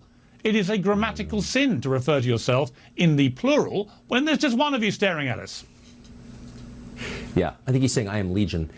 You make such a deep point, though. He doesn't know who he is. You've covered famous people, entertainment figures for, many, many years, decades. Do you think there's something about that business that scrambles a person's understanding of himself? Yeah, I think fame is actually one of the most lethal drugs there is. And I think it breeds this sort of extraordinary level of narcissism and attention seeking.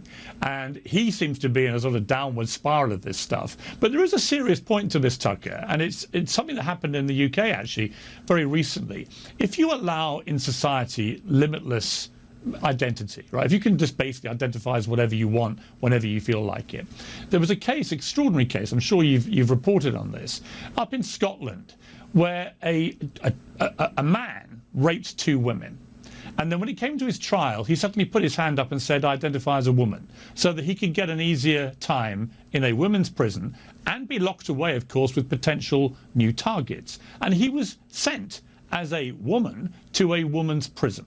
Now, there was such a furore over this against the First Minister of Scotland, Nicola Sturgeon, whose idea this was, and she wanted to increase the ability to identify as whatever you want, that actually in the end, he was taken to where he should have been, which was a male prison, while still pretending to be a woman. Nicola Sturgeon just lost her job.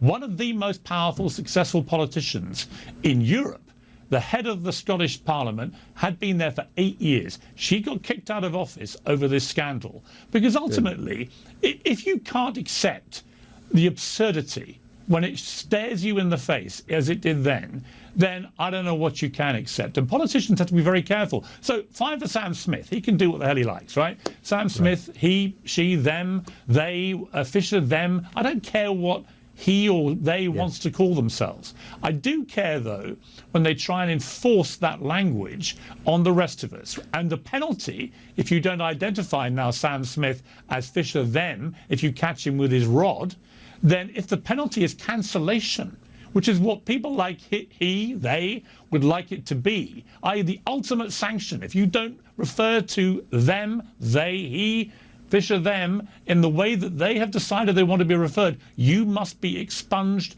from society and cancelled. This is the stuff of complete and utter madness. I would make one correction. If you stumble upon Sam Smith at the stream, you have to ignore his rod. I think that's one of the rules now. Piers Morgan, thanks so much for joining us tonight. Great to see you, Tucker. Thank you. So we brought you many updates on that deranged shop teacher in Canada who wore giant prosthetic breasts to wag him in the kid's face and involve them in his sexual fetish. We now have a major update on that case. New photos show the teacher, what that teacher looks like off the clock. That's straight ahead. Welcome back to a special Friday night edition of Tucker Carlson Tonight. We are glad you're here. Now, you've been hearing a lot, maybe some propaganda, about the childless women movement lately and how great it is to be barren. And in interest of gender equity, it made us wonder, what is a day in the life of a childless man like? No one ever asked that question. J.P. Sears, one of the funniest people in America, had already thought of it. And he's here to show us what it's like to be a childless man. J.P. Sears, great to see you tonight. What is it like? Well, Tucker, it's great to be on with you again. By the way, I identify as a bald eagle, so it's great to be a part of a protected class, being an endangered species and all. But being a childless man, there's nothing more empowering. And in fact, I created a little video to show you what a day in the life of a childless man is like, if you care to check it out. Yeah.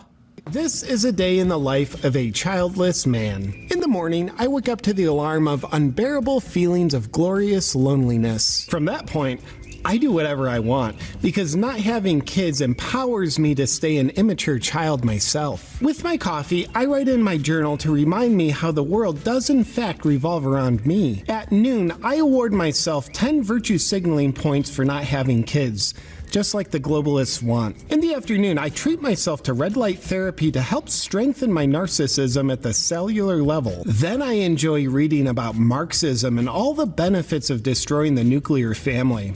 So good. And before bed, I count my money and think about how it's the true source of happiness. Those idiots with kids are missing out. I would cry myself to sleep, but I'm a man, so I repress my emotions instead. It's amazing how much meaning you can miss out on when you set your life up to make everything about you. And that's the day in the life of a childless man. You missed the chronic drunkenness, but otherwise that sounds about right. It sounds awesome. When you put yourself at the center of your own universe, joy results. I think that's well known. We all know that for sure, Tucker. And in fact, my greatest inspirations in life are all childless men. Certainly Don Lemon. I mean, I think his career's really hitting a new trajectory as of today.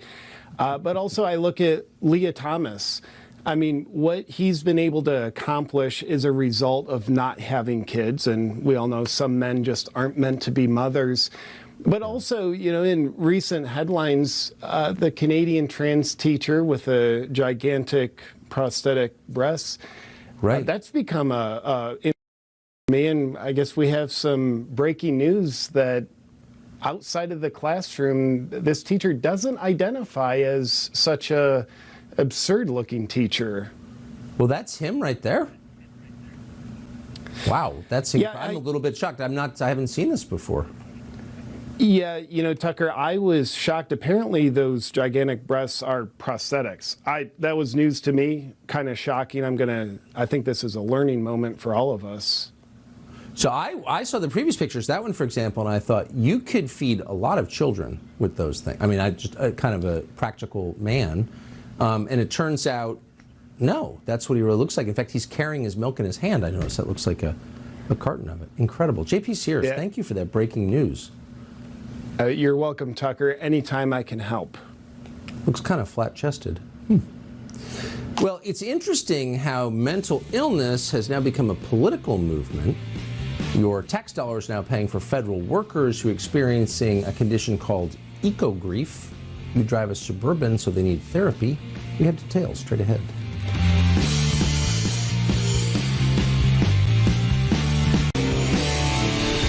So all of a sudden you're seeing mental illness not only destigmatized, but rebranded as a political position. And the latest example comes from the Interior Department's Fish and Wildlife Service, which is supposed to be taking care of fish and wildlife, but that's not what they're doing with your money. They're offering eco-grief training to employees who are traumatized by the fact you use a wood stove and drive a Silverado. The Washington Times broke the story. To assess it, we're joined this evening by Jim Norton, who is a comedian and therefore the perfect guest. Jim Norton, have you felt now or at any time eco-grief? No, I have not. But when I heard this, it made me root for an asteroid to slam into the planet. I don't want to die, but I'd be willing to go just to make those people feel worse. It's just another example that everything has to have a special name. Like, it's okay to be concerned about the environment. I see a picture of a 115-pound polar bear holding a tin cup. It makes me sad. But just lump it in with everything else. Lump it in with the fact that your marriage is over, your kids are stupid, the oceans are rising, and you lost your job. It doesn't have to have its own specific category. Well, it does, because it's a much greater concern than your petty concerns like the destruction of your life in the American middle class. It's like way more important than that. Well, it's just so silly that, like, some therapist is now going to have to hear some guy whinge that he can't maintain an erection because of deforestation. It's just one more way people can cry and feel bad and put a special little term on what they think is wrong with the world. Look, I don't want to get too specific, but is that actually a byproduct of global warming, impotence? I certainly hope so, because it's been happening to me, so I'm trying to blame it on something. So you think, and we're just being honest now, we're just gonna go right to the science. You think that rising carbon levels and temperatures might be responsible for your failure to perform in intimate settings? Absolutely. And normally it's just the opposite. Normally when it's colder, that's what happens. But for some reason, the heat is really getting me going in the wrong direction. Yeah, no, I just can't. I'm taping popsicle sticks to it. Nothing is working. Yeah. By the way, this great little... This meeting thing, this little eco-friendly thing, there are going to be couples who actually meet in these sessions, and that's going to be their origin story. We met while we were weeping over a garbage pile in Staten Island, and we knew it was true love. They're going to have to tell their children that's how they came together. I don't think they're going to reproduce. I really don't. I don't think they can. Yeah, because of the aforementioned effects of global warming. Amazing. Yeah, I just think it's another example of people needing a chronically unique malady. They just need something to put a name on to make their own feelings unique. And it's silly. It's very silly. That's insightful. I agree with that. Jim Norton, great to see you tonight. Thank you. Thank you, buddy. So there actually are big and important things happening in the world, including this weekend in Washington. There is a gathering that you should know about that's not being advertised by anyone else in media, and so we thought we would give you some details on it. We'll have those after the break. Told you about this amazing outbreak of spiritual power, this marathon church service going on at Asbury University in Kentucky. People have been praying there continuously for nearly 2 weeks. We haven't seen anything like this in a long time. We reached out yesterday hoping to visit. The university told us they loved the show, but didn't think something that pure would be improved by TV cameras. And as we told you, we respected that deeply. We've never been so happy to be turned down. But one of our producers, Eduardo Noret, did go. He wanted to see it for himself, and he wanted to talk to some of the attendees. And here's what he found. A lot of people have spent years waiting for something like this, and we're glad to see it finally come. A lot of people have also waited for, in the secular realm, normal, decent, clear-thinking people to say something about what is happening in Eastern Europe. So the first anniversary of the war in Ukraine is coming up next week. The United States government under Joe Biden has been funding that war. It would have ended without the Biden administration. So a massive demonstration is planned on Sunday in Washington, D.C. It starts at 12:30 p.m. at the Lincoln Memorial. Probably haven't seen this on other channels. The message is very simple. It's nonviolent. It's reasonable. It's straightforward. Stop funding the war in Ukraine.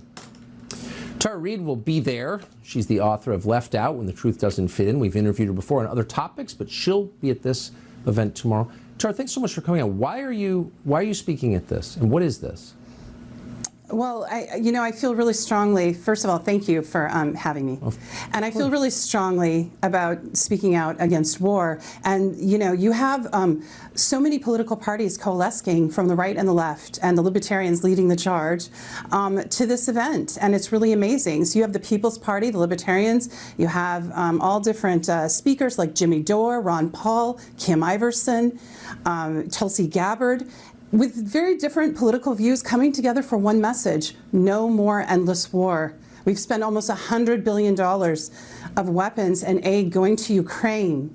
And the suffering that we have in our own country is being ignored. And you've been covering quite well, where other networks haven't, the East Palestine in Ohio, the ecological disaster. Our infrastructure is falling apart. America's becoming a failed state with all these endless wars. We've basically pivoted from Afghanistan to Ukraine. And this war started, yes, 24th, some people say, but actually it started in 2014 with Maidan, when the Western coup was put in place in Kiev. And that was revealed by Julian Assange, who is, should be freed. And he published the truth about what the imperialistic state of America and the West and NATO was doing. So the speakers are all gathering to ask to abolish NATO. It's not a peacekeeping force. It's an aggressive force. It's been pushing up against the borders of Russia. And now we're getting closer to the brink of World War III. And as and many of your viewers might not even know, but Kiev has a kill list, a Ukraine kill list, a website called Miracrets. There's 337 children on the list. Faina Subkova is someone I talked to personally. She's 14 years old. Roger Waters is on that list. Igor Lopotonik, the director, Oliver Stone. These are, it's sponsored by the ministry in Kiev, and 12 journalists have died, and it should be taken down. So there's been a lot of war crimes, including what just happened with Nord Stream 2, and the UN Security Council is going to have a meeting about that next week. The Russian delegation has asked for that. Cy Hirsch brought forward that reporting, the Pulitzer Prize-winning journalist, of how America was involved with Norway in sabotaging the Nord Stream pipeline, part of that owned by Germany. So, we're all getting together to say no more billions to Ukraine, no more money laundering scheme. Right? This is a money laundering scheme for the Biden criminal family, in my opinion. No more. We want peace. And Julian Assange said it best: if lies can start a war, then truth can bring peace. Yeah. And turn the focus back on our own country, where people really are suffering. Right. I agree with that. And you never hear that perspective in the media, and you wonder why. But we're proud to air it. So, Tara Reid, thank you very much. Thank you. Thank you for having me, Tucker. Good evening and welcome to Tucker Carlson Tonight. Happy Monday. People used to tell you that Donald Trump was stupid. Remember that? He's an idiot. Now, we're not going to sit here and tell you it was a smart idea to turn the White House over to Jared Kushner. It was not. But it's also true, if we're being honest, and we should be, that Donald Trump had far wiser instincts about American foreign policy than any leader in at least a generation. And he did it without the help of anyone. None of his advisors wanted to hear his views on foreign policy. In fact, they desperately wanted Trump to be quiet, but Trump wouldn't.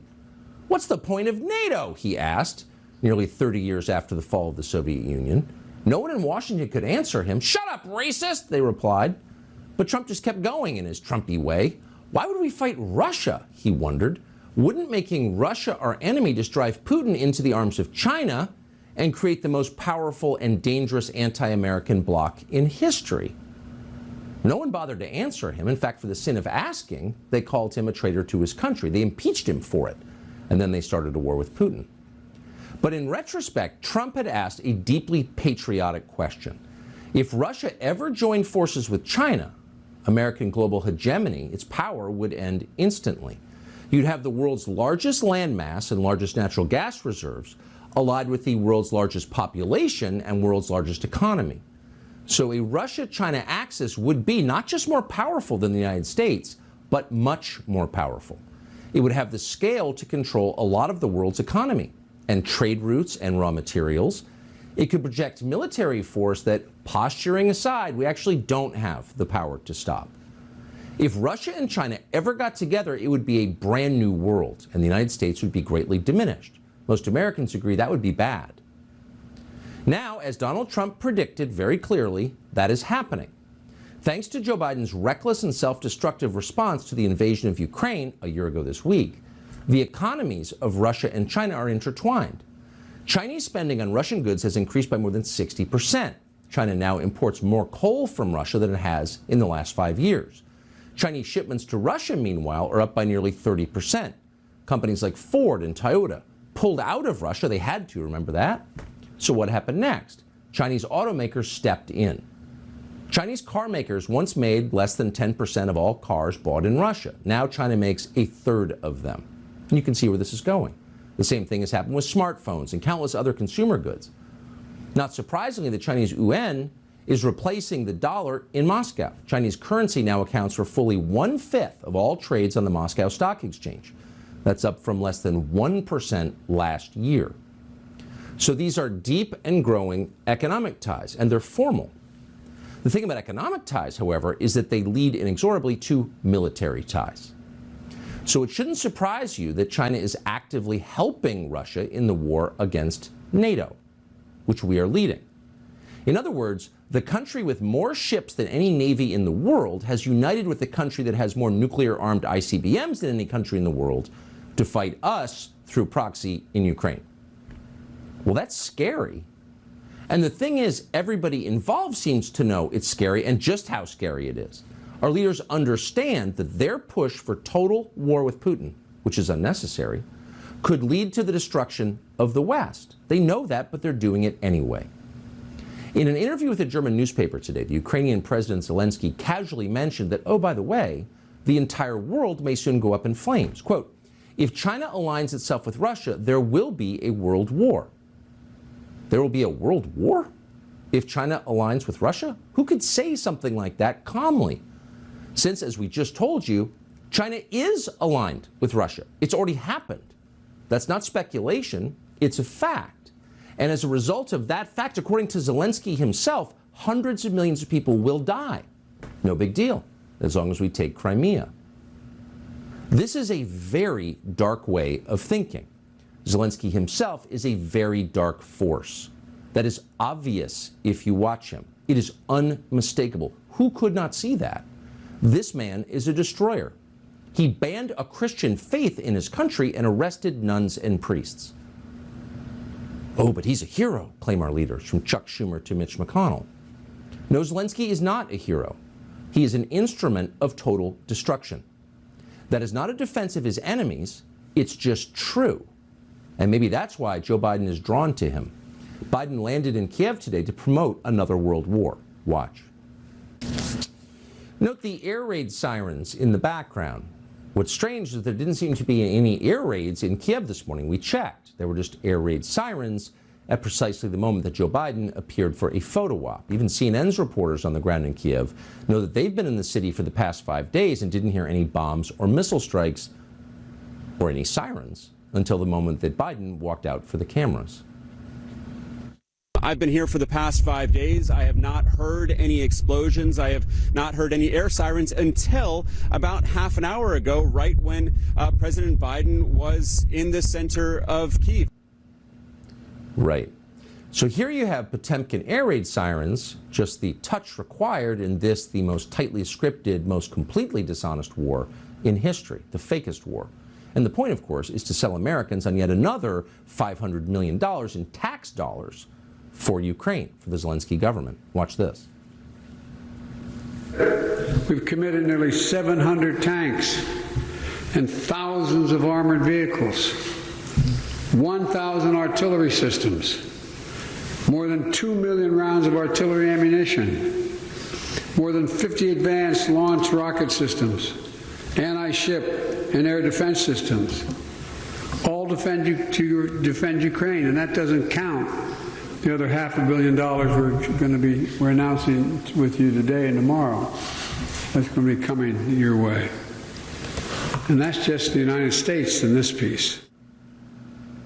Can anyone see how dark and crazy this is? Truly crazy? Yes, many Americans can see how dark and crazy it is. Look at the numbers. How many Americans support this war for democracy that Americans for some reason can't vote on? Why don't we have a national referendum on all this? As long as we're leveling a country on behalf of democracy, it might be nice to try democracy here, but no. It's all so grotesque. It defies imagination, really. But imagine if you were watching all of this spectacle from your home in East Palestine, Ohio, a home that is still stinking of chemicals you can't identify. So here you have the President of the United States personally visiting a corrupt foreign autocrat to announce $500 million more in your tax dollars to go to Ukraine. Meanwhile, you, stuck in some lost and forgotten part of Ohio, the state that helped build this country, have a mushroom cloud over your city. The animals are dying, the water is glowing. And yet for more than 2 weeks after all of this started with the famous train derailment, FEMA and the Biden administration have refused to provide any kind of financial assistance to you. East Palestine still hasn't even gotten a visit, a token visit from Joe Biden's token transportation secretary, Mayor Pete. And after 2 weeks, people in East Palestine are starting to notice. Watch. What federal response? The White House is under fire for its response to the East Palestine train derailment. If it were in Washington, D.C., it would all be cleaned up and taken care of. I've had massive headaches since it started. And locals say they're feeling the effects of the toxic chemicals. East Palestine resident Melissa Blake says 2 days after the toxic train derailment, doctors diagnosed her with acute bronchitis from chemical fumes. It's hard to breathe. My chest is always tight, the coughing. I'm 53. I've had 2 headaches in my life, and I feel like I've had one every day since the controlled burn. My kids will never go play in our backyard again, which makes me very sad. Now it's never going to be safe for them in my eyes. Today, families like the Bayless lined up for a $1,000 check per person. Is $1,000 enough? Probably not. Honestly, it's probably not. Ted Murphy doesn't believe officials who say there's no lingering health risks. I got to move because I'm not safe being here. There is no way we are safe. But nobody cares, and they know that in East Palestine. But the contrasts are becoming too sharp and obvious. The American border versus the Ukrainian border. One doesn't matter at all. In fact, it's racist. The other is so important we'll risk nuclear war to protect it. Aid to Zelensky, unaudited, God knows where it's going. Nobody seems to care. And aid to East Palestine. We just can't afford it. Unfortunately, the people you just are not Ukrainian. So Joe Biden is not interested enough to visit. Unfortunately, no one in East Palestine thought to pay Joe Biden's son $80,000 a month. If someone had done that, someone had been wise enough to pay off the Biden family 8 years ago, things would be different. Here's how Joe Biden might talk to them now. It's going to deliver much needed humanitarian assistance as well as food, water, medicine, shelter, and other aid to Ukrainians displaced by Russia's war, and provide aid for those seeking refuge in other countries from Ukraine. It's also going to help schools and hospitals open. It's going to allow pensions and social support to be paid to the Ukrainian people so they have something in their pocket. So not everything that winds its way through Congress is of equal importance. Most legislation in Congress means nothing in the long term. Nuclear war means everything in the long term. So what's the issue on which both parties seem aligned? Oh, the issue that matters. So there is no opposition party. Both parties seem to agree that the administration that shot down weather balloons with $400,000 heat-seeking missiles is capable of navigating an incredibly complex conflict in Eastern Europe where the stakes are existential. No problem. We can pull this off. Everybody involved is Winston Churchill. No one on the Republican side seems outraged on a gut level that the President of the United States is personally visiting an autocrat in a tracksuit in Kiev while he ignores the exposure of thousands of American citizens to toxic chemicals we can't identify. So Republicans in the Senate have a leader. You might be interested in what he thinks is important. Here he is. I'm going to try to help explain to the American people that defeating the Russians in Ukraine is the single most important event going on in the world right now. It will save us an enormous amount of money down the road if the Ukrainians can succeed. They're not asking for any of our personnel. They're asking us for financial help. So the thing is, that's not rhetoric. Mitch McConnell believes what he just said. I'm going to help explain. You couldn't help explain how to get from here to the nearest gas station. You're beyond the ability to explain. And you're way beyond the ability to lead the opposition in the United States Senate. But for some reason, McConnell and so many other Republican leaders and talk show hosts have been completely brainwashed by the idea that the United States will benefit from a war with Russia. Well, now that Russia has joined forces with China to create a bloc against the United States that we cannot defeat, that will control perhaps the majority of the world. Really? And you did that, by the way. You laughed at Trump, and here we are, facing the end of control of a lot of the world because you so unwisely managed the power that you inherited. What's your answer now, Mitch McConnell? You're welcome on this show anytime to explain. Tulsi Gabbard is a former member of Congress, a former presidential candidate, and one of the very few people in the world who went on television after this invasion a year ago and said this could get really dangerous. You were right.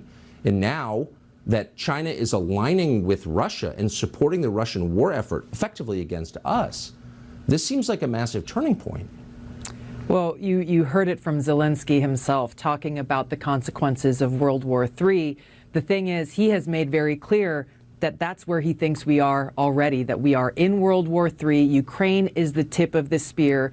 And this is how he justifies making demands of the United States and all of these NATO countries to equip him with all of the weapons and aircraft and tanks that the United States and NATO have to go and fight this war that we are in against Russia. He is doing everything that he can to bring us and NATO into this war, directly into conflict with Russia. You remember when their Ukrainian missile defense system unfortunately had a missile that went into Poland and killed 2 civilians on a farm. What did Zelensky say? His very first thing, first person on camera saying, hey, this is a direct attack against a NATO ally. U.S. and NATO, you must go and attack Russia. The scary thing to me, Tucker, is to hear people like Zelensky, to hear Democrats and Republicans in the United States Congress and Biden administration officials speak so calmly and with a straight face about World War III. Exactly. How would it be won? How would we respond to the use of tactical nuclear weapons? What are our options in this battlefield? Forgetting what Ronald Reagan said when he said a nuclear war cannot be won and therefore should never be fought. This World War III, this path that we are on, unless we change course, it will result in nuclear war. You've all of the nuclear armed countries in the world on this path towards a head-on collision. May I just ask you a really quick question? So Zelensky, who I think this country has borne with great patience, actually, for the last year, has repeatedly said, I've got a border dispute with my neighbor, Russia. You live thousands of miles away. You're not connected. But because of that border dispute and their invasion of the eastern half of my country, your whole family could die, and I'm okay with that. Yeah. Why aren't Americans rising up as one and saying, you're suggesting it's okay that my family dies? No, it's not okay.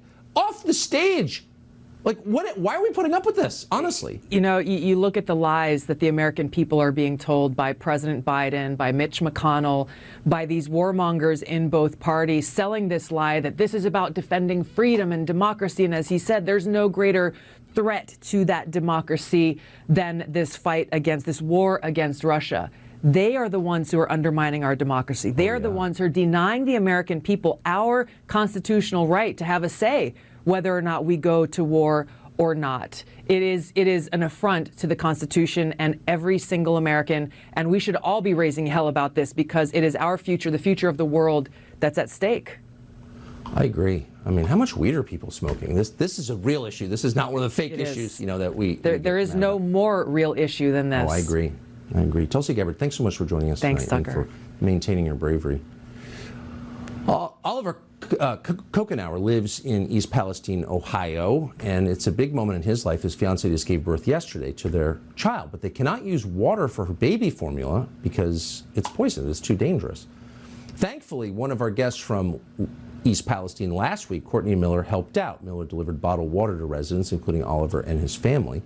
Oliver Kokenauer joins us now. Oliver, first of all, congratulations on new life entering the world. But if you can't feed a baby with baby formula made with the water, then isn't that by definition a disaster? Well, first, Tucker, thank you. And yes, it's very concerning that, we are unable to use the tap water, the water in our own house, to make baby formula and, feed our child. What's it like to, we haven't been there, I'm embarrassed to say, but everyone I know who's been there, who I've spoken to, has said that the smell is still present, the chemical smell. Has anyone explained to you what that smell is and what its implications are for you? The smell is still lingering. You catch it in bits.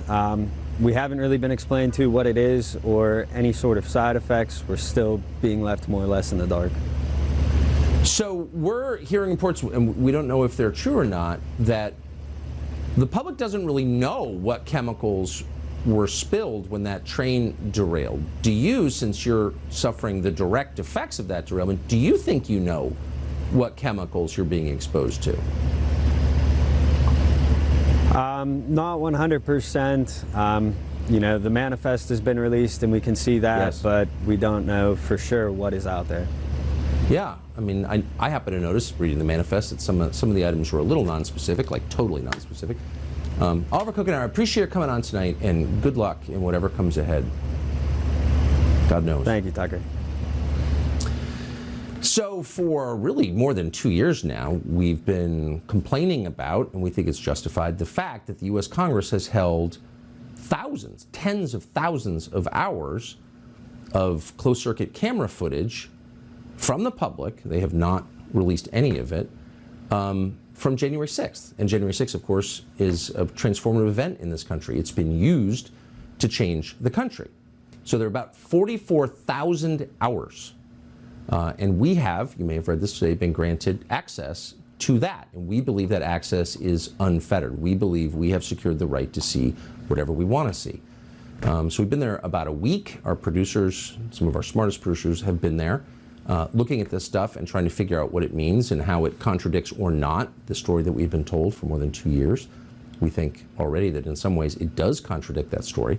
And so we're going to spend the rest of this week taking a look at it, assessing it as honestly as we can, and we're going to bring you what we find next week.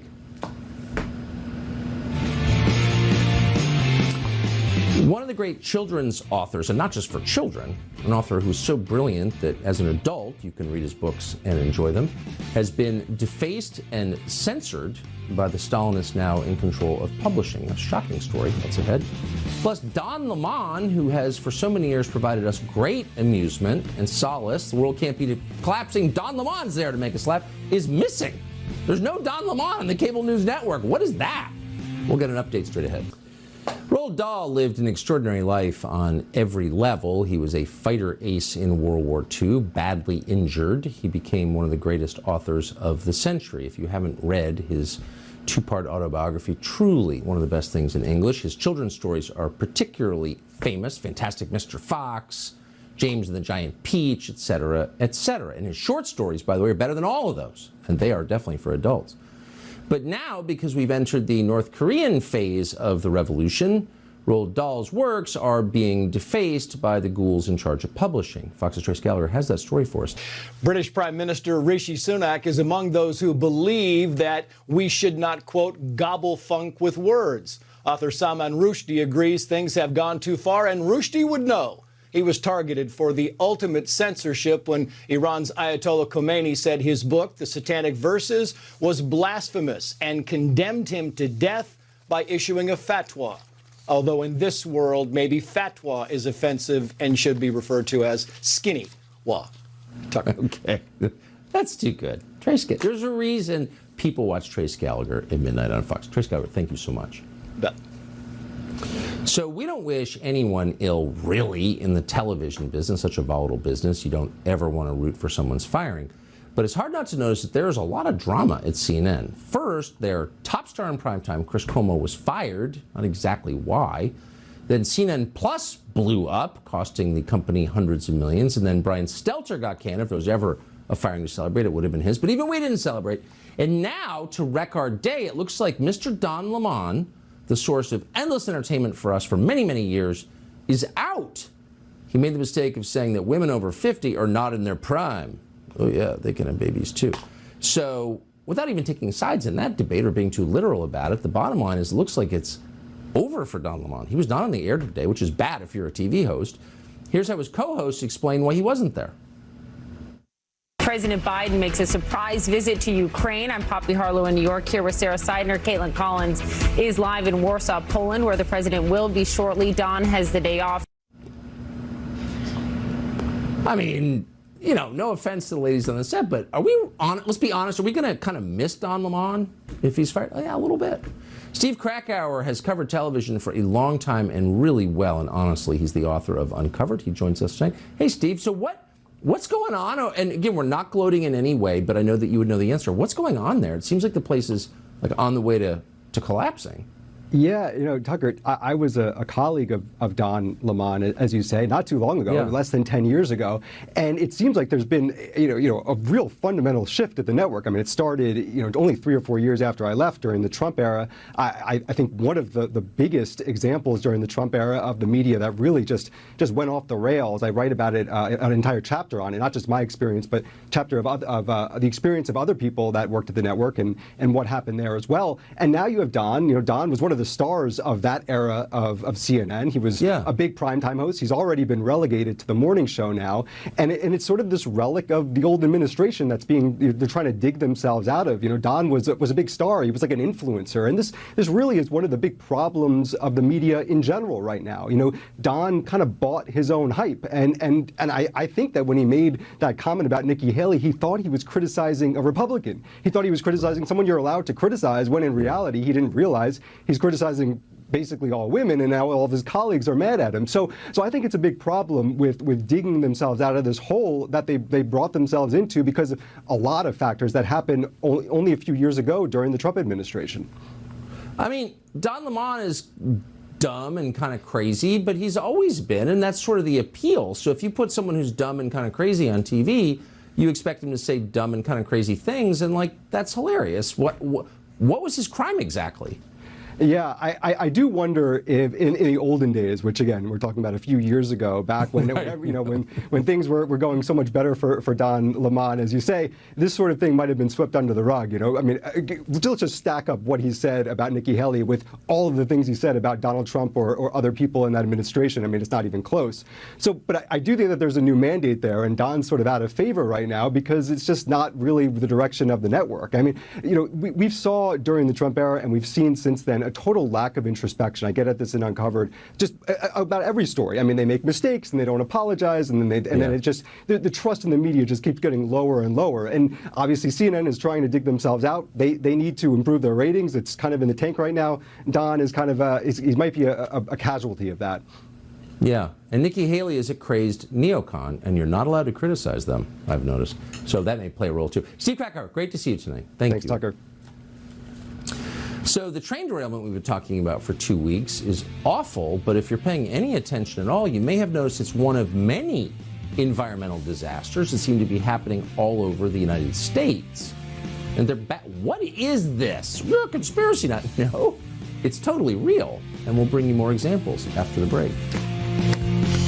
So this train derailed in East Palestine, Ohio on the Pennsylvania border a couple of weeks ago, and the Biden administration responded to it and the mushroom cloud that resulted when officials set fire to the wreckage by saying that, calm down, these kind of environmental disasters happen all the time. The Transportation Secretary, Mayor Pete, told us, we have 1,000 train derailments a year. Don't worry. That's not exactly reassuring, but at least since Biden became president, it does appear to be true. These things are happening a lot. It's not your imagination. Just today, there was a mass casualty event in Bedford, Ohio, after a metal manufacturing plant exploded. That's about an hour away from East Palestine. Multiple victims were reported burned. What was that about? We don't know. Meanwhile, in Doral, Florida, residents have been told to shelter in place for more than a week after a, quote, renewable energy plant caught fire back on February 12th. According to the EPA, air quality reached unhealthy levels after the fire began. Local parks and schools have closed. Residents are still being told to close their windows and run their air conditioners. That's still the guidance from local officials tonight after emergency workers tore down what's left of the renewable energy plant. Residents in Osceola County, Florida, meanwhile, near Orlando, have been receiving similar guidance after a massive fire at a plant there burned thousands of plastic pots and pallets last week. Now, the Biden administration hasn't said anything about any of these. What is this? At some point, people are going to ask, is this industrial sabotage or some kind of war going on? This is the administration that blew up the most important natural gas pipeline in the world, linking East and Western Europe. The Biden people did that. Is this related to that in some way? We don't know, by the way, but why wouldn't you ask that at a certain point? But they don't care. Biden's literally in Ukraine tonight telling Zelensky, whatever you want, we will give you, while thousands of American citizens in several cities are being exposed to chemicals that could over time kill them.